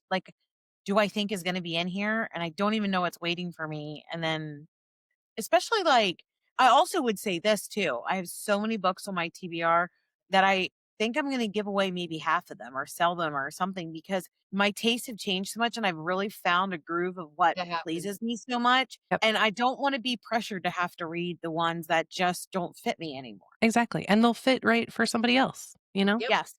Yes. And a lot of Notice that that was, to be honest, was tremendous. like TikTok influencing of stuff where I'm like, when I was just like really learning to read from like, and get into it. And now I'm just like, it's just, it's not a book for now. My algorithm is attuned to is actually sending me things that like I want, but you know what I mean? Like I was getting stuff at the beginning, like Shatter Me and, Yes. Butcher and Blackbird. And I'm like, I'm not like, it's not really my thing, Yes. I feel like everybody in their early book journey fell into that too of like the overconsumption mindset of TikTok and just buying like so many people are talking about this book. Okay, Yes. but And I I felt like I also had the don't FOMO, agree with their right? movie taste or their book tastes at all. So, yeah, that's fair. It's part Exactly. of the So journey. I feel good that I've like, and also I used to be afraid to TBR a book. And now, like, if I'm like 10, 20% in and I'm just not jiving, I'm like, you know what? Maybe it's just not the right time in life, or maybe never again, but I'm stopping. Yeah, now I'm learning to do that too. I'll try again later. And if I can't later, then that is not for me. That's it. Exactly. Exactly. So, okay. So, what is a book that you bought for the cover, Tasha, that you For me, it was in the beginning of my horror journey. It was Someone You Can Build a Nest In by John Wood. Yeah. Yeah, I know exactly what you mean for the cover. It was Gorgeous.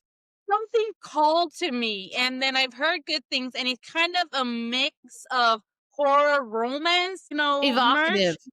Okay, I haven't read it yet, but I know exactly which one. So it does live up to the cover. That's important to me. It does. Okay. And I think, Fernando, you listened to the audiobook. I think you liked it. You didn't love it, obviously, like me. I am a romance person. I always read romance, rom-com books. That's how my journey all my life started. I still love romance. Yeah, that one. I just would like to But tell now I've you evolved into horror a little bit more, and I noticed that there's a uh, ¿cómo overlap. este, Overlap. overlap between the two, and that is one of them. That's nice. Well, I will tell you, you've never pitched me and you've never convinced me, but just from watching you and being at your house and seeing your accomplice and then what to the villain and the apprentice and all, I actually am committing to reading them for 2026. I really want to see what you're doing. They just seem so That's fun. not my next question. That's my next question. Yes. I'm so It excited for is. you to start reading those, and I need to finish the series. So that's exciting. Fernando, They what about seem you? really fun. And I'm also trying the Dungeon Crawler Carl in I want 2026. to finish that one too. I was so torn about that. I've hearing so many people talk great things about it. I've only read the first one and I gave up. Okay. Well, I'm intrigued by the fact that the cat's name is Donut. So that's where I'm starting. The cat, she was the best. She's the best character Okay. ever. Yeah, she's the Okay. best. Nothing bad to say about the Princess Donut. Princess Donut. Okay. Well, Princess I'll let Donut. you know. But I have these other things that I need to fit in Princess by the end. Donut, the Shunk Queen, Princess Donut, the Shunk. Oh, I don't remember her name. I love her. It gives me like Hitchhiker's Guide to the Galaxy vibes. I know it's supposed to be kind of satirical and humorous, and It is enjoyable. I don't know if I can read 10 books on the same thing. that's fair. Got it. Okay. So I'm good. I enjoyed the first one, and I'm good with there. Fernando, And that what might about be you? where I end up too. Who knows? But I want to try one. All right, Okay. Bridget, do you have one of yours that Fern- you read? Or Fern, did you have one Fernando, first? do you have a Yeah. book that I you have had one. hoped lived up to the hype? The cover. The cover. I can see that well, the cover. I go more by the title. Do you remember the Sorry. cover, the original cover of The Exorcist? Traumatized by The lamppost with the priest underneath. Yeah. And the iconic scene from the movie too. Mm-hmm. I will tell you, just looking at that green cover when we're in like the bookstore, I hate looking at it. It's so creepy. Oh, The the one new with one. the I face hate. on it? Yeah, Yeah. the girl is so creepy looking. Listen, That's next time really- for question 5, when we go around, they'll be like, Fernando, is there a different answer than The Exorcist? Or go Yeah. on and tell us why this no, fits for you. The Exorcist for everything. Yeah, because I just started reading now, after I got like this with my vision, I just start reading. Uh-huh. Yeah. He's slowly getting into it. He That's wasn't a okay. You know reader. He was what? never a big reader until now. That's great. Well, listen, I'm happy for you, and you know, I love audiobooks. I love ebooks, arcs, all like any format. I like to have multiple going at once. Yes. So if you need a good recommendation for a good audiobook, I'm happy to give you one. Oh, I got a lot today, so thank you. Okay. Never Okay. ending. What's your cover Okay, that so What about mine is Bridget? weird. Mine she is already weird. go? It has to be weird. Yeah, that's the only way I roll. It is called Beyond the Planet of the Vampires by Ulrich Oh, Bear the from dick Clash knife. Books, The Dick Knife. I was going to say the hilt of the knife was very phallic, but if you want to just cut to the chase, it's a dick knife. Hey, Christoph from Clash calls it the dick knife, Yeah, so I can call it. I was going to try to summarize it, but I just have to read the tagline for the book because if it doesn't sell you on it, I don't know what will. It's described as a speculative, avant-garde queer horror novel that reads like an erotic vampire nightmare directed by Jodorowsky playing at a 50s drive-in. It has all the like retro horror film vibes that I love in books. I want it to feel like I'm in a movie or at the movies, and it's so weird, and I love it. Sold. I'm Okay. sold. I'll And do it. also, dick knife. Are we going out to a bookstore this weekend and just purchase everything that we talked about today? Because I need to Yes. get that. You do Yes. need to get that one.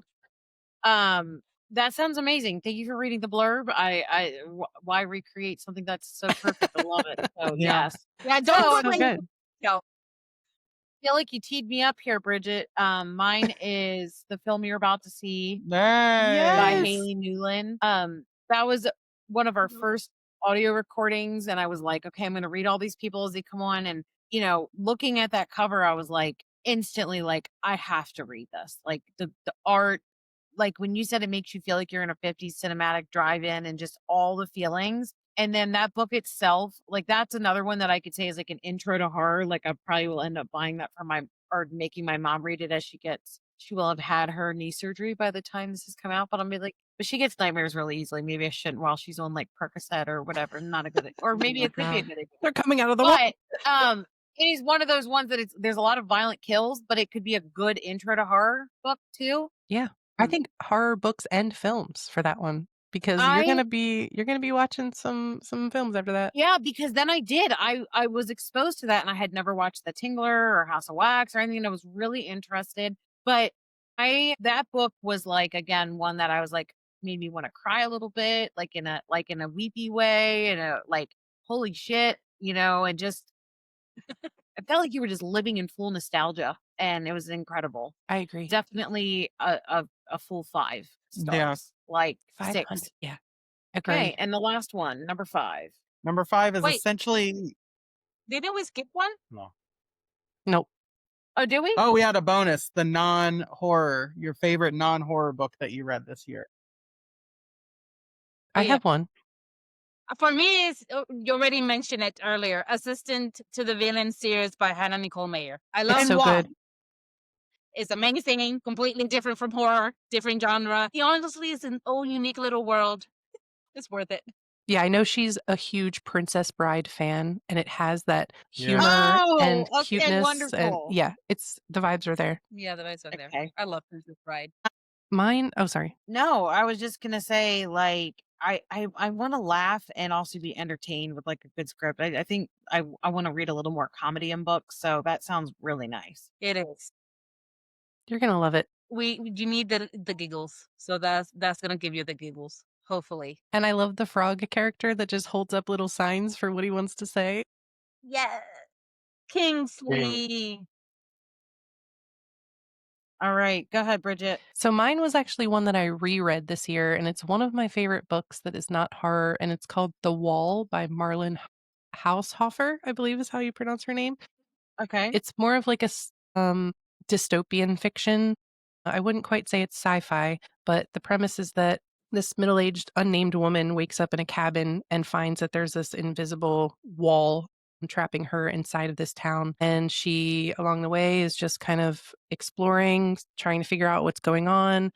She comes across a couple animal companions, and she starts keeping a journal that just follows her loneliness and isolation. And she's rebuilding her life and confronting death and, you know, isolation, grief, existentialism, some of my favorite things to read in horror, but it's just beautifully written. It's a translated, I believe she's German.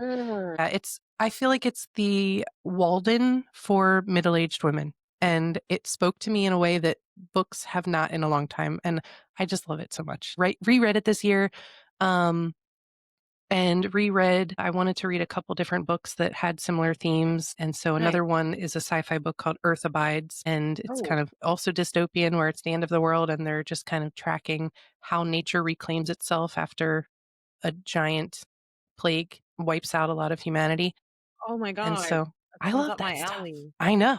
I love it. I love it.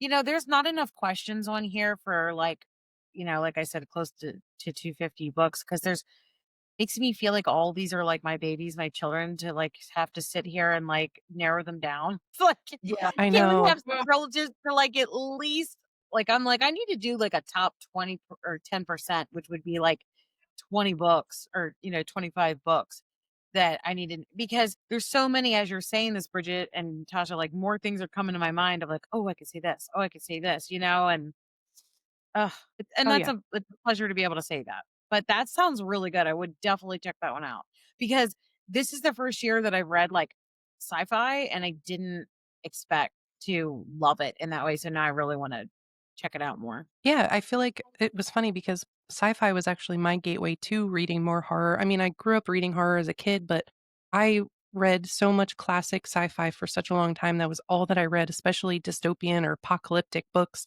And then it kind of led me to reading Stephen King and like he has some sort of dystopian apocalyptic horror crossover and there is a lot of crossover with those themes and yeah, I could give you endless recommendations. You have something to say, Fernando?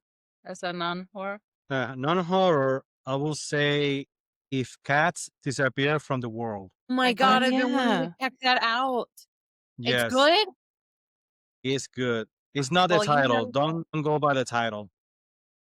you know Just how the we time feel about makes me want to that. cry. So I have No, been terrified of no, reading that it's a one. very good movie. It's a kind of meaning of life book. It's really good. Love It's it. really good. Love it. Love it. Anything you could say for cats, I'm here to read it. Yeah. Okay, Adam, you?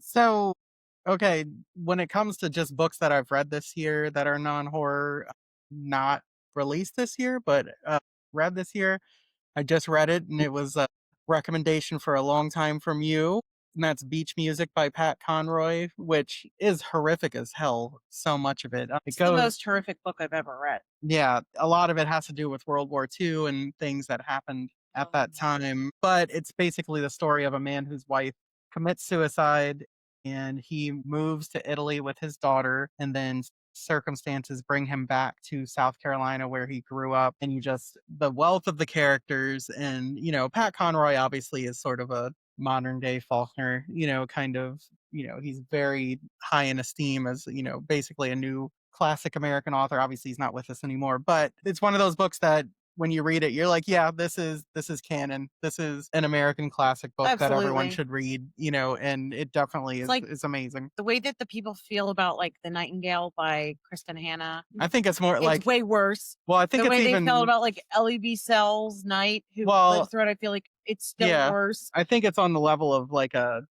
mean, in terms of like overall the book, Not with Ellie B. Sell. I mean, it's just that's well, a not specific memoir, but to World War II, but I think it's like it's up there with like a Grapes of Wrath, or like, oh my when you gosh. think of like classic American literature. And you're Um, and you're laughing and it's absurd and it's crazy and the depth. I mean, the way I said it to you is it's like watching like 7, 8 series of a show. Yes, seasons in one book. yeah. Uh, amazing. I told you that like I sobbed through like the last 20 minutes of it. Like as a medicated person unable to not sob. Yeah, it was like brutally You were like, "Why would hateful. you do this to me? Why Yeah. would you do this to He was writing, it's like, how can I hurt the person reading this book as much as possible? Like, but also in a sweet way. Yeah, like most Yeah. wonderful. So good. And it's like in the epilogue too, where it's like, oh, by the way, how would you like to sob uncontrollably for the next 2 hours?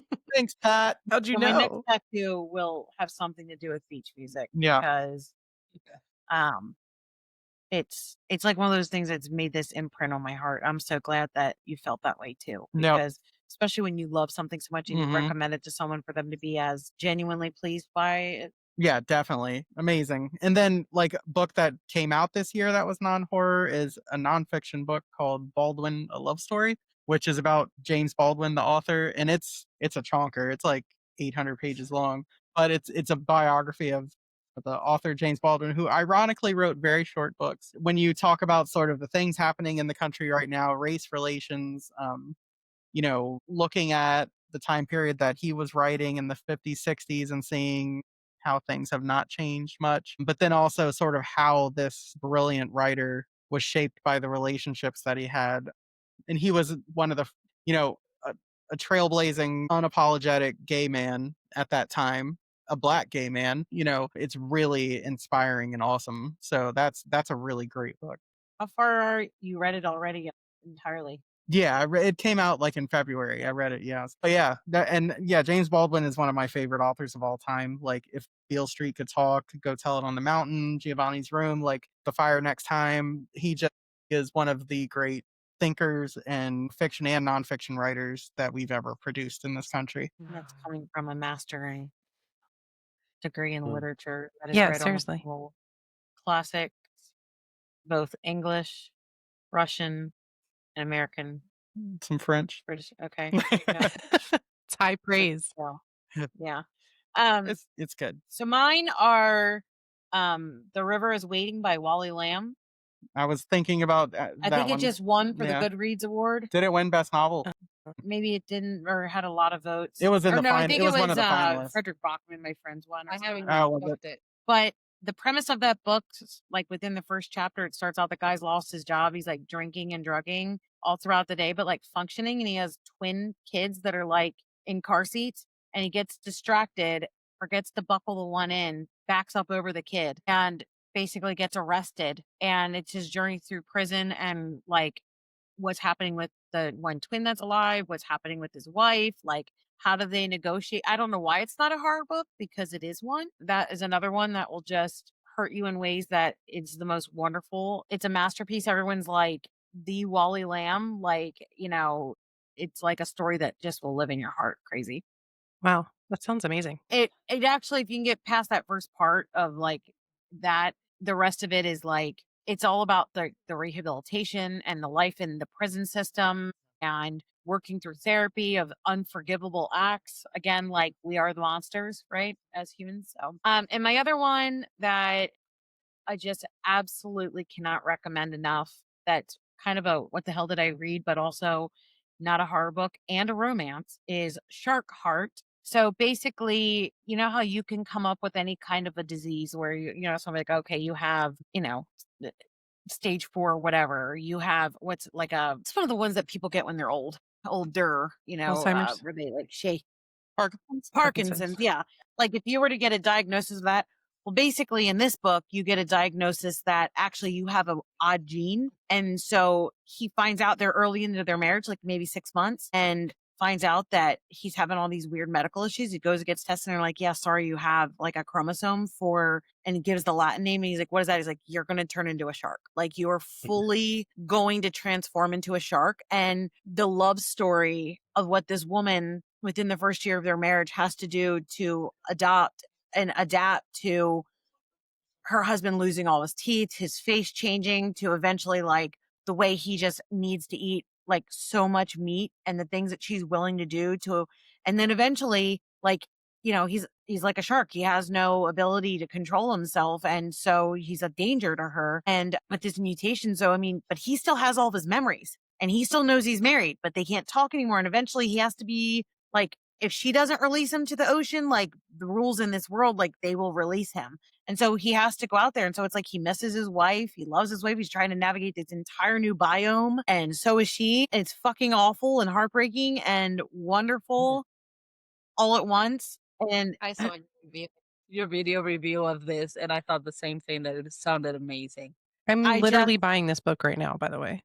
it is like one of the things, and then it goes into like there's 2 other like characters that like it doesn't like go back and forth in timelines, but it goes like deeper into like more of this like how does someone have these chromosomal anomalies. And it's almost like a play on, I guess I would say, like maybe if you pass down trauma through your Mm. system, you Mhm. know, and Mhm. what it can do and how it can turn into that. But just the genuine level of like depth of love that you can have for someone and, you know, watching that person change and suffer and evolve and what you'll do. It was beautiful, really beautiful. Man, that sounds incredible. Yeah, I Thank can you. just even imagine like you're in the ocean and I can't even wrap my head around it. You're a shark, but you have the memories of a human. Yes. And he's very lonely. You know, it's like, and that's the thing is it's like, I don't know how the author put themselves in this perspective, but it's like, I'm not Right. spoiling even anything by saying this. Or how to figure out how to survive. Like where will he know how to go or He hunt doesn't. or like Exactly. right. Some of it is like instinctual that he knows like he has to eat, but yeah, I mean, it's like, how do you sleep and do this at this area? Cause he's like, yeah, yeah, it's really, really good. And, there's just some, you know, dealing with like how so basically the wife who does not turn into a shark, she had lost her mother early and her mother had had an anomaly. Now she wasn't a shark, but she just had to kind of go early. So it's even more sad because this character has now experienced it kind of twice. Twice Wow.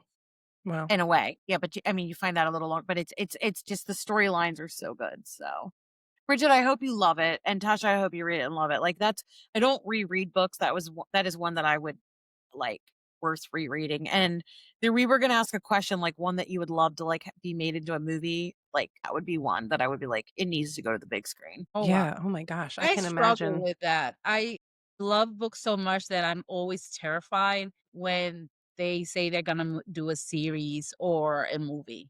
I'm always terrified of it. I don't know. Like I want it to, but at the same time, I don't want it to because it I will know ruin. totally right. Yeah. Yep. Well, My what is your final book that is basically your what is it? The book that gave you The the book you book can't stop hangover. thinking and about, had the book that's stuck hangover. in your It head, just like you keeps just going again and again. basically your favorite book of the year. You So guys know mine. say yours, Bridget. Say yours. Yeah, say it. Can I just talk about House of Leaves for a minute? I You asked what book I would want to be turned into a movie, and I would say House of Leaves, but I know it could never be done right. It needs to be the book that exists as is, and it can never be a book or a movie or a series or anything. I know it's an older book. It's funny. So a newer book that came out that I would put in that same list as We Used to Live Here by Marcus Kluwer, which inspired me. I'm like, you know what? This is giving me like the itch to read House of Leaves finally. And after overwhelming me for so long, I was like, you know what? I'm just going to read it. And I will never be the same. That is the book for me. That is my ideal book. It is experimental. It is weird. It is amazing and brilliant and everything everybody says it is. And I'm sorry to be that person.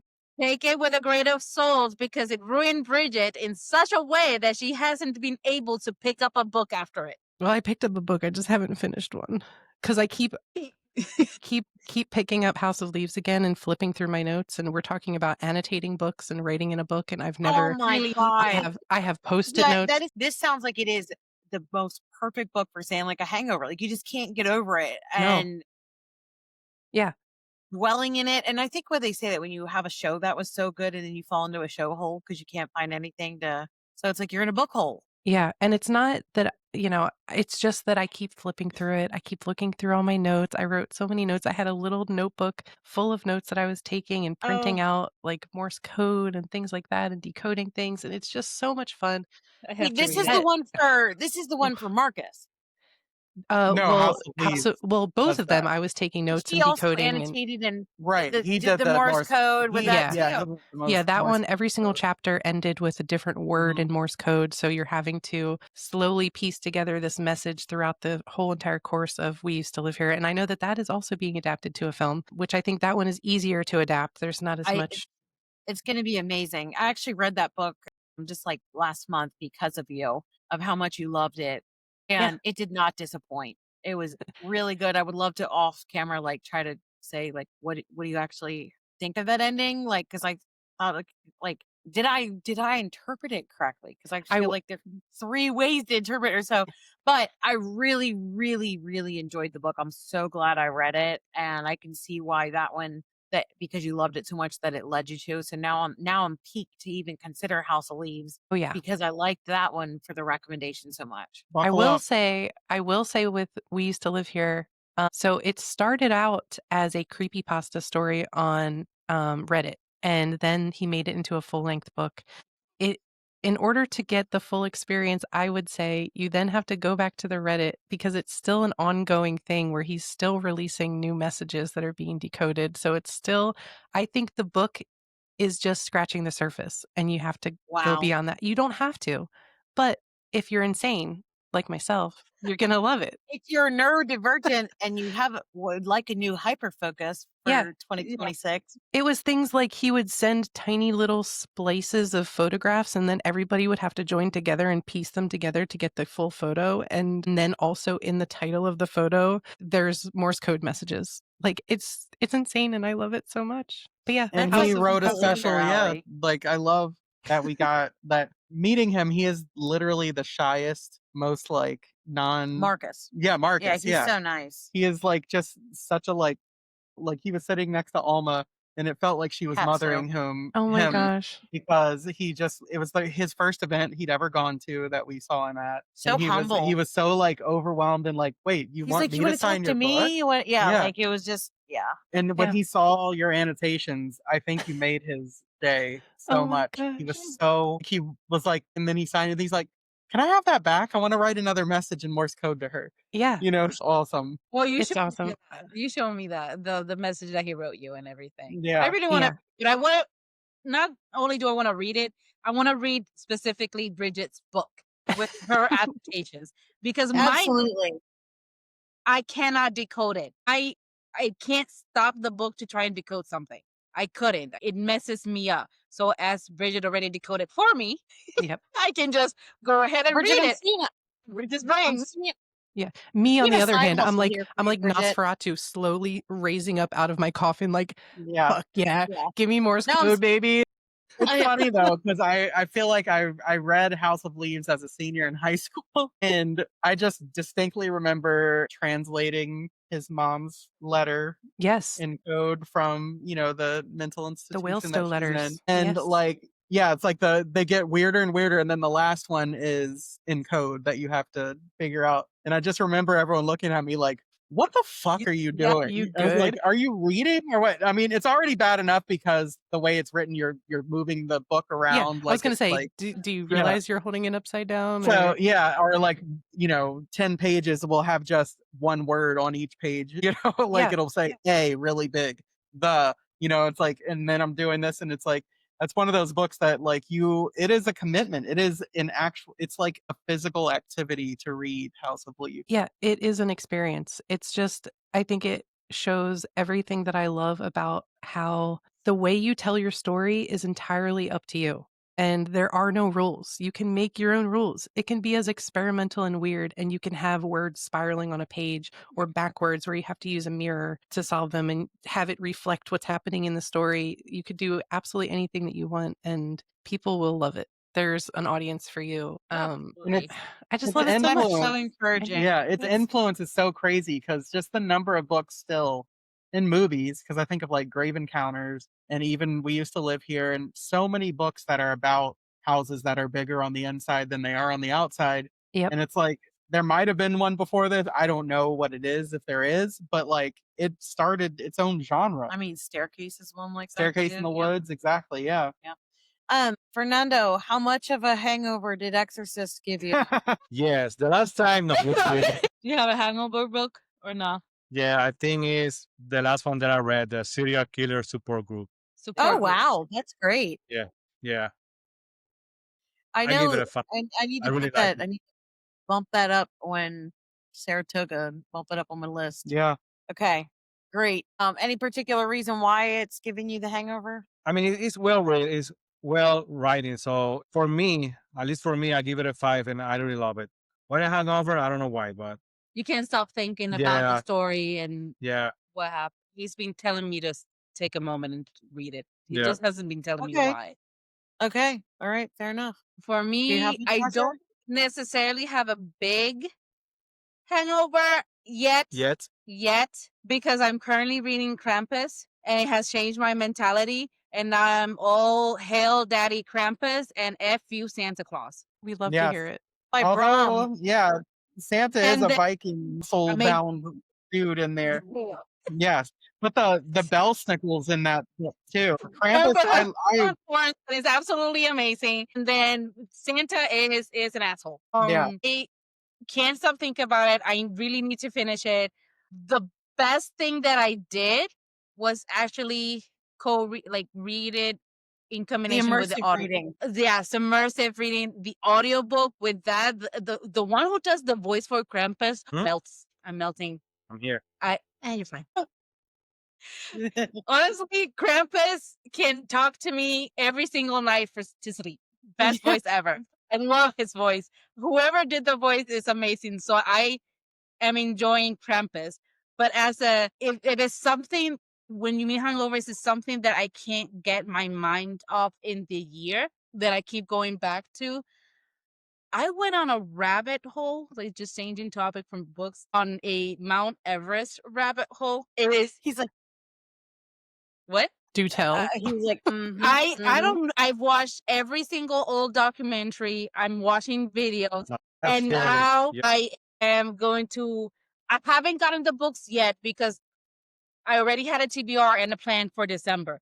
But coming January, I am getting those books and going on a deeper dive on Mount Everest. I don't know why, and I want to read more. And I can't get my head wrapped around it. Will I ever climb that mountain? Hell no. But I want to read it. And why people just do it. Why? Why are they doing this and dying for it? The only thing that I know about it and I think it was in one of the books I had read, but saying that like those bodies are so frozen of the ones that have died, and they never get picked up. Yeah, Landmark. they never get picked up. So they're like, oh, I just passed green skis or whatever. And it's like, everybody knows the dead body green skis of, it's just a natural formation, lives there permanently and is part of learning how to traverse. Landmarks. Yeah, Where it's a landmark is it? of a body. I sent Bridget a book a while back saying, hey, by any chance, do you have this book? She said no. It's called Into Thin Air by John. I love it. John Krakauer. I read it and I loved it. So I want to get it. You should get it. And I read it in a college, I guess it was a 200 class. I never read anything like it before. And I definitely gave me my own hangover for that because he is really wealthy and he abandons all of society to just say, fuck it. I don't want it. I don't need it. And he goes and he just lives like before this was popular for people to turn their stuff into bands and you know what I mean? And you start the book finding out that he's, it's posthumously written, like whatever. It's one of those things that's like nonfiction that you think is gotta be, it's written like fiction. It's excellent. It's absolutely excellent. That's I want to dive into maybe in 2026 more a little bit into nonfiction, but it has to be written well. Lately, in some of the posts that I've seen from friends, I've seen some interest fiction. So I kind of want to try a few nonfictions, but I want to start it with that one first. Well, I would be more than happy since it's been like over 20 years. I would love to read it again if you want to do the buddy read for that because absolutely it was exceptional. And I know as an adult, like I would get, just such a different perspective, but yeah, I mean, it's just crazy fascinating. One other recommendation that I would tell you for something that reads like, I was saying it to Adam, I'm like, this reads like it's the craziest fiction story I've ever heard, but it's nonfiction and it's Educated by Tara Westover. And she's she's been homeschooled by her very paranoid dad and mom. And the amount of things that happen to this family that you would be like, how are they alive? And how could someone have such bad luck? And they're really crazy. And she's now a PhD and the things that she's had to overcome. But I'm telling you, is I've never read a nonfiction book that read like a fiction book like this. And again, something like that. A horror novel. There's no reason it shouldn't be a horror novel. I mean, it is a horror novel. I mean, which one was it again? Oh God. Into Thin Air by John Krakauer. That's not even into the horror genre. It's about the 1996 disaster. I watched the movie that, based upon the disaster, I already knew what happened. And I started crying. And Fernando was like, "Are you okay?" I'm like, it just hits you when you see it. Somebody's acting this out. It's not the same as reading it, knowing that people lost their lives and everything, but actually seeing it and putting a visual to it, it hits differently. So now I want to I read. believe you. Yeah. Yeah, I believe you. That's my Well, rabbit hole, and that's honestly my hangover, apart from Krampus, Daddy Krampus. I I love love it. that. I love it. What I a love it. diverse Yeah, selection. over Mount Everest, Daddy Krampus. You will never catch me Adam, for climbing a you? mountain. Never. How about you go first? Because I want to hear yours in case you. No, I don't think we have the same. Yeah, as tell positive. me. But I have two that have given me the hangover equally, and they are both sci-fi, Bridget. So Oh, Veil Wow. by Jonathan Jans and After by Drew Starling. Awesome. Drew Starling's After takes place in a post-apocalyptic world, as if like Independence Day has happened with the large discs in the air and like they had invaded. And it is again about humanity and the horrors of humanity. And even after all the rules and civilization has collapsed, who still goes to help people and who suffers, and also who is going to take advantage of human beings. And the level of resilience, I even made my mom, who doesn't read sci-fi and is 74, she was like, I couldn't believe the amount of resilience and the lives and the stories. And I never had a writer, that scene in The Notebook where she realizes that she's not having the dimension, she can remember her husband finally, and then she like starts losing it and they have to give her the shot and you start crying and it's horrible. Drew Mhm. Starling writes a scene like that at the beginning part of like the first, I think he has a novella. It's like 140 pages. It goes really fast. I've never felt so emotionally fucking wrecked from a love scene of, the guy has lost his partner to the aliens and him going through the loss and the grief of, it's an entire grief novel of just, it's less on the sci-fi. Obviously it's post-apocalyptic, but it is grief and grief and grief. And the main character that rides the motorbike, she's lost her entire family, and the will to live and the will to go on and the resilience you have to have. And it was just spectacular. And I like books that literally torture me and rip me apart. That's to me a good book. I want to read that because lately I don't know why I want to be tortured. Same. It is like in the best. When you talk about like verse and poetry, I mean, he's a beautiful writer and just, I loved it. That was Veil. No, that's Oh, After by Drew okay. Starling. Got it. And he was at Horror Reader Weekend and I loved it. Just meeting him. He's just as genuine of a wonderful person. And then Veil by Jonathan Jans scooches him out just a smidge. And I think because Jonathan Jans, I had never read anything by him. I met him at Books and Brews in the summer, had no concept, but I was like, okay, I'm going to check this out because I wanted him to come on the pod. And I was like, this is the premise. Within the first chapter, it's him and his teenage son.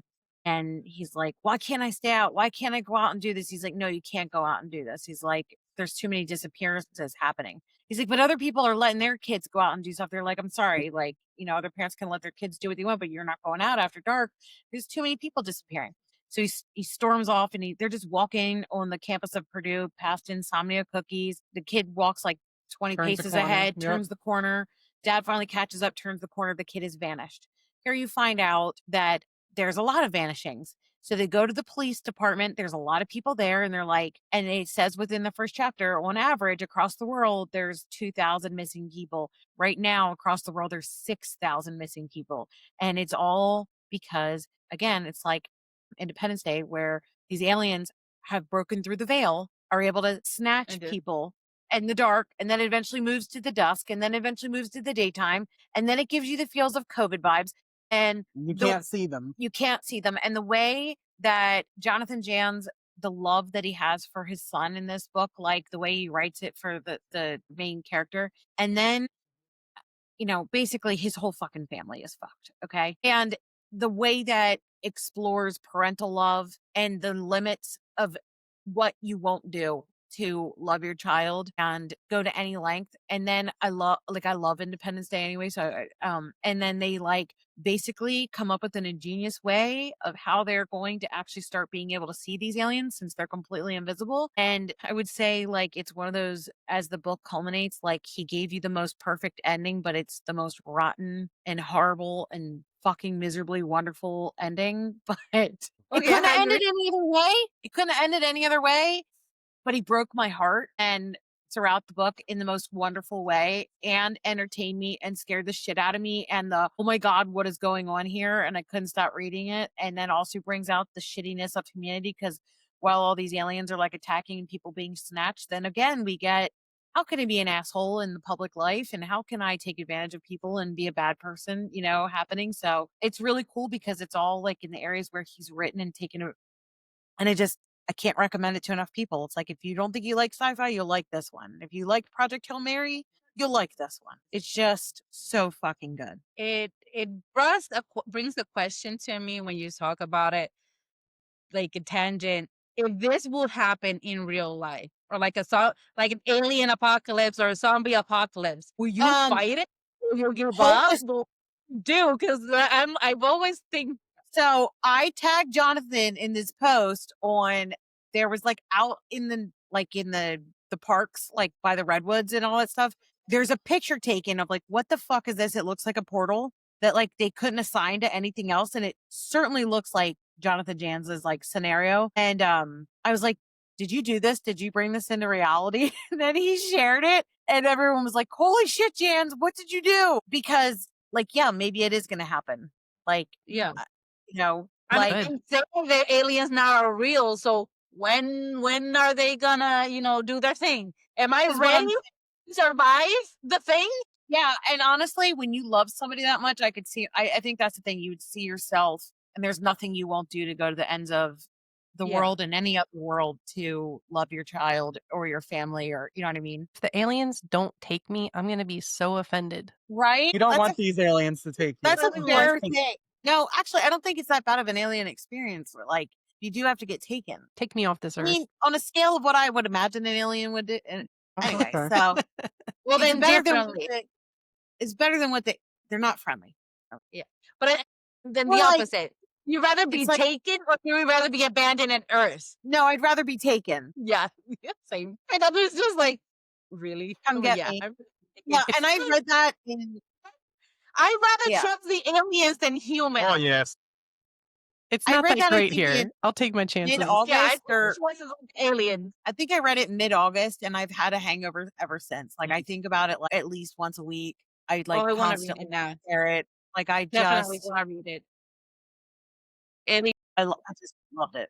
I don't know. I mean, I would never say, would you like to read a book about aliens? No, because it's not a book about aliens. It's about, that's the It device depends. uses. It's kind of the know, same thing. about- If somebody tells me, "Do you want to read a book about zombies?" I'm like, "Well, it depends on the not a fan, but there could be a book that I could It's read how about you use that tool of the alien or the zombie to bring about the story you're trying to tell. Like Bridget Yeah. was saying, you can tell your story any way you want, and those tools were but for both Drew Starling and Jonathan Jansen, loved. It reminds me kind of how people say, when you look at like a Godzilla film, if you take out Godzilla and just examine everything else that's happening in the world around it, that's the true message. It's never about Godzilla attacking Japan or whatever. It's like, it's always a metaphor or some social commentary or some kind of reflection on a bigger story. So that sounds pretty similar. And it's on my list and I want to read it. Okay. And bring us on home, Adam. Okay, so since it was already talked about, I'm not going to talk about it. But for 2025, it's definitely the film you're about to see by Haley Newland. That is my favorite book of the year. I think about it all the time. I kind of read it twice in like a week because I got two different versions of it. And I think it's just a perfect book, and everything about it I love and will recommend to anyone and everyone. So that, but kind of two books by the same author, one that came out in 2025 and one that will be coming out in 2026. Kylie Lee Baker's Oh yeah, The Bird Eater, Bat Eater, or Bat Eaters and Other Names for Chorus. yes. So this is a book that takes place during COVID about an Asian woman who in the opening chapter goes through a really horrific traumatic event that leaves a family member dead, and she then becomes a crime scene cleaner. And basically there's an entity that it might be this person that died, might be something else, brings in all this Chinese folklore, so much racism around COVID and how it was the China virus and how they were You're a bad treated eater, in New York right? City at this time. And it's absolutely brilliant. It's getting racism, it's culture, it's folklore. Mhm. I And was it's gonna say, like, I think this is yeah. if I was gonna give a third book, I gave that 6 stars. So yeah, it's No rightfully notes. getting like Okay. so many great like accolades. But she has a book coming out in 2026 called Japanese Gothic about, okay, brace yourselves. So this is a trip to just tell you what this book is about. It's about a boy.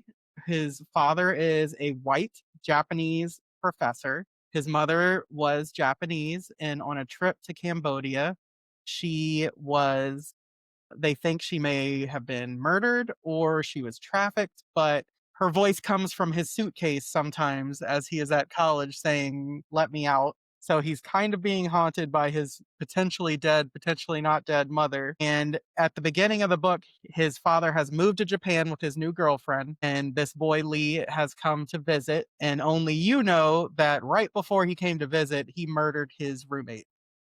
Wow. And he is basically in Japan thinking, wondering when they're going to find his roommate.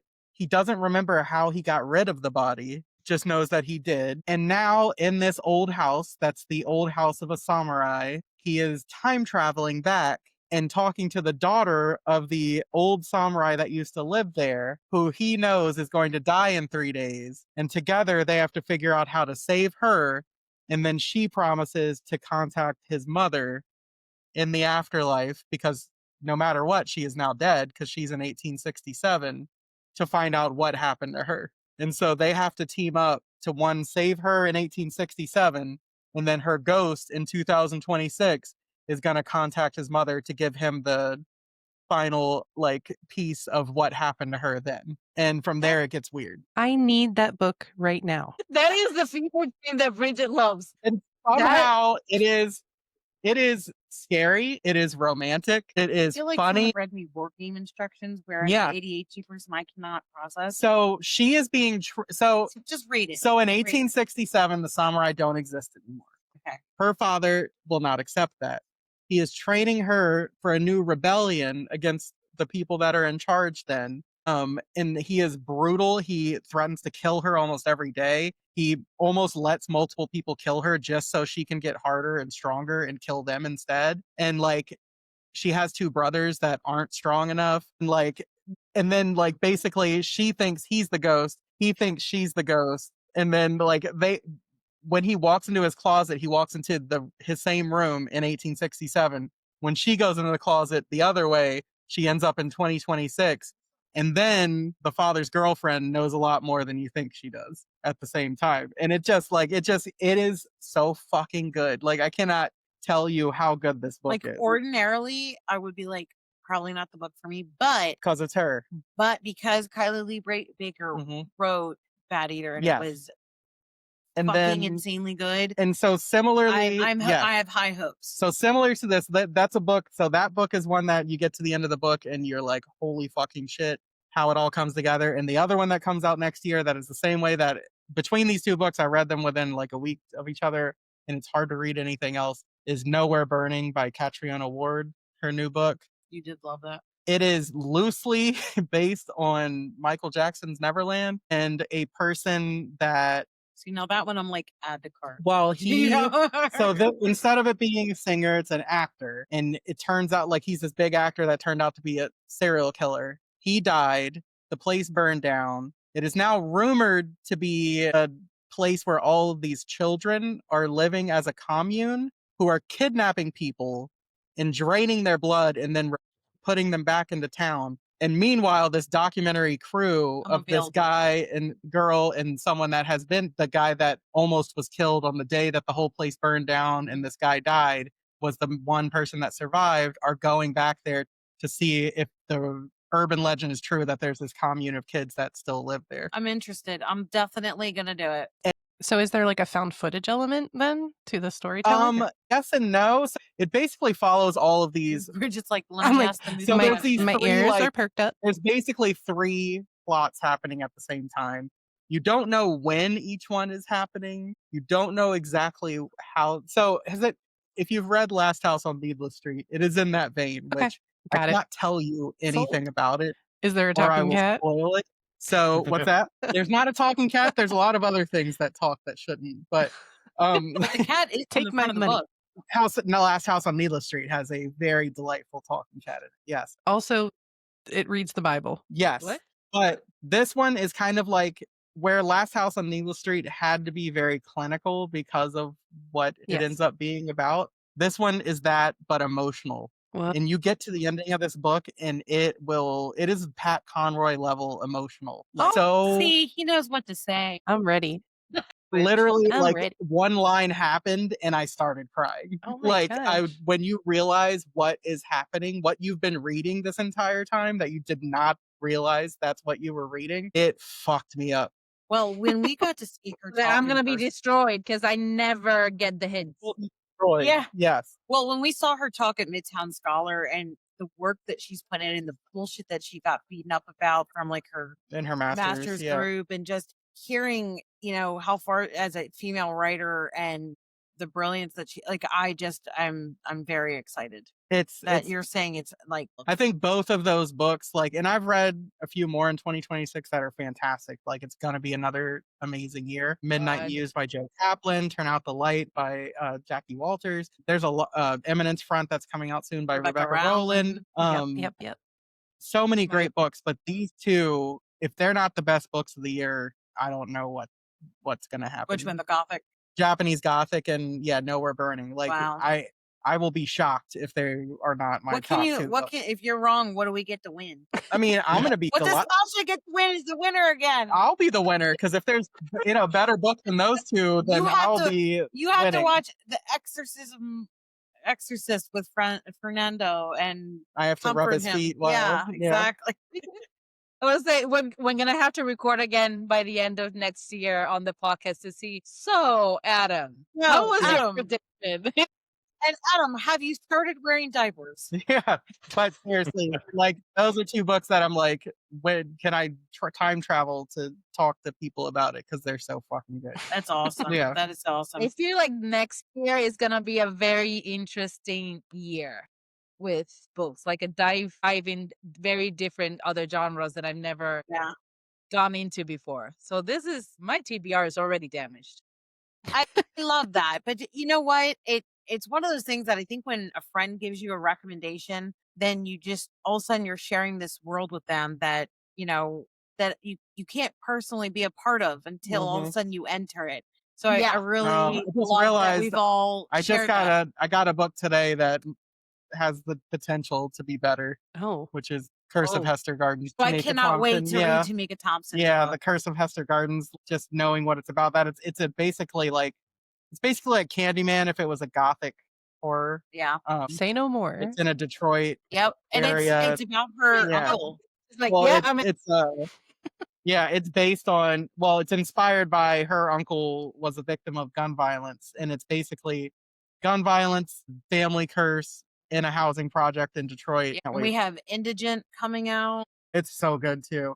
which is my Mhm. God. that's going to be amazing. But I will say, I feel like the female horror this year would be remiss if I didn't talk about like some of these other ones of, Credenza by Wendy Dalrymple, who has a book called Bedrot Baby that is amazing coming out next year. And I just keep thinking about Mhm. Credenza as well. And then I felt like Vengeful Wishes by Vanessa These Montalban, Vengeful, Code Skull by Chloe Spencer. Tasha, when you said like, oh, I never read the Goosebumps, if you read Code Skull, I feel like it gives the whole feel Mhm. of like a Goosebumps book where it's so good for that.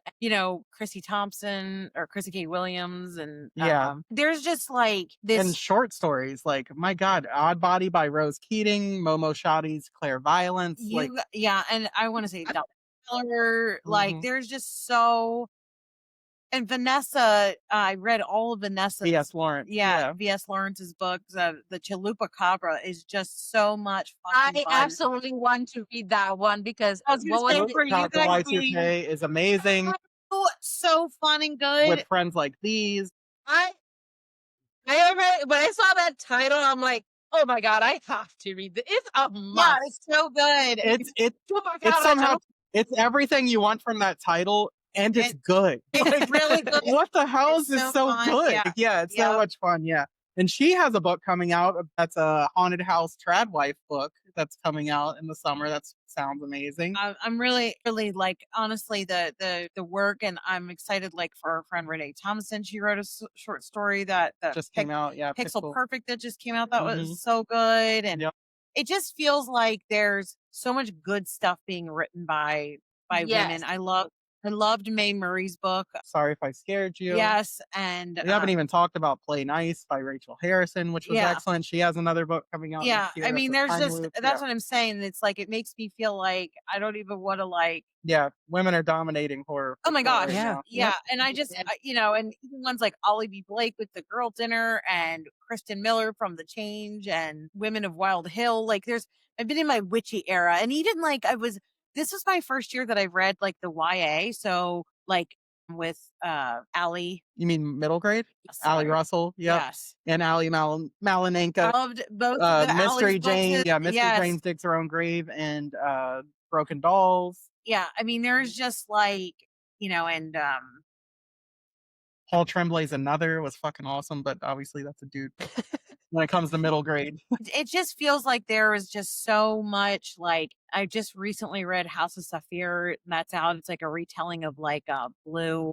Beard. Yes. I feel like I just lived all of October in the witchiest of witchy, and I felt really happy. So I think I want to do more of that. But I also, you know, I'd love to be beaten up in the cold months where I'm just reading dark shit, like not necessarily scary shit, but like the human horrific stuff. But yeah, it's just a matter of there looks like our arcs are fantastic right now. And it's just a matter of like going through them and giving everybody the time that they deserve to have. And I hope you guys just continue to bring us throughout the year recommendations and good things that, you know, you're reading, or, you know, I didn't expect to go into this hyper focus, but please read it, or, you know, I finally got out of this hole, but like keep sending them, because I think that's such a great way to bond over those things, and just, you know, obviously we'll make time to get together and do more stuff, but it's that feeling of discovering a book together and living it. It's better than a book group because it's like shared among friends, and it feels so good. I agree. I feel like it's sharing book recommendations with friends and also reading your friends' book recommendations is definitely a love language. And I feel closer to my friends when that Right. happens. Absolutely. Nice. You guys are okay. You guys are okay. Yeah, exactly. Well, Tasha, I am so glad that you won. I still have the video up of us just like shitting bricks when it landed on you. And I was like, no way! Oh my god! So Pretty sure we're gonna make the two-parter. yeah. Well, I was thinking we could listen to it all the entire evening of New Year's Eve if people wanted to just have a literary New Year's Eve of, you know. But Epic. I also was thinking we could release it earlier, and then maybe we could just hang out on New Year's Eve. Yeah. Live. Ooh, And just do it. get some shit. Let's go. And yeah. Tasha, are you making coquito for us? Like, what's happening here? I can make coquito. I can absolutely make a. I can eat I coquito. love it. What do you want? Ice cubes of coquito so you can eat it? No, I will make you banana pudding and Fernando. You're gonna make Well, her Fernando- Fernando? Banana will skip it. I'll eat the banana pudding. He didn't like it. He loves it. I'll eat the banana pudding. She wants it all Feeling to herself. Oh, well, and Bridget, I will make you a banana pudding too. Yeah. We'll just do a dessert swap Yep. and a book swap. Yep. Right? Love it. Because Bridget, And- your idea of the novella swap at Horror Reader Weekend was so fun. We That should was- just have like a book swap once a quarter or something Yeah. like I that. agree, With that like would be food so and fun. books. Yeah. Yes, we have to. I love have it. to get together again without when everybody's feeling better. Okay, not dying. I feel like Life. we're like jinxed around Thanksgiving to get COVID every year. But I feel like Annabelle quite possibly had both COVID and the flu at the same Sounded time. awful. I know she missed the entire, and even that Tuesday they had the snow day that they didn't have to go in, and then she even stayed home the Wednesday after. Mhm. I mean, she So She's still not 100%. No, she isn't. She was feeling sick again tonight. A full week, like Wednesday wow. to Wednesday. I mean, just still, I mean, So yeah. but yeah. So anyway, I'm so glad you guys were here. Thanks for doing this. And we'll figure out how we're going to release this. We'll probably edit out some of the last little stuff here at the end that I'm Yeah. just talking about whatever. But no, I really love that. I feel like that I want to do more community based things. And I feel like I'm sitting here and I'm going, why don't I just set that up? I should just make a date and set it up and say, we're going to bring your favorite dessert and your favorite book that you're willing to part with. If you have it marked up and notated and you want to buy a copy to like match those or whatever. And it's like, you get the dessert and you get the book with your friend, put it in a tin or something that you can pass Like and do it. And I think that would be so much fun to do that like once a quarter, and just, it would probably organically grow. And it's like, which Yeah. dessert and book you wanna, and you could do it like White Elephant style where you pull That's the what I was number and it's like, thinking. you can steal. Perfect. Do it. I can never steal. I'm too nice. I will let everybody just take it. I'll just cry on the way home instead.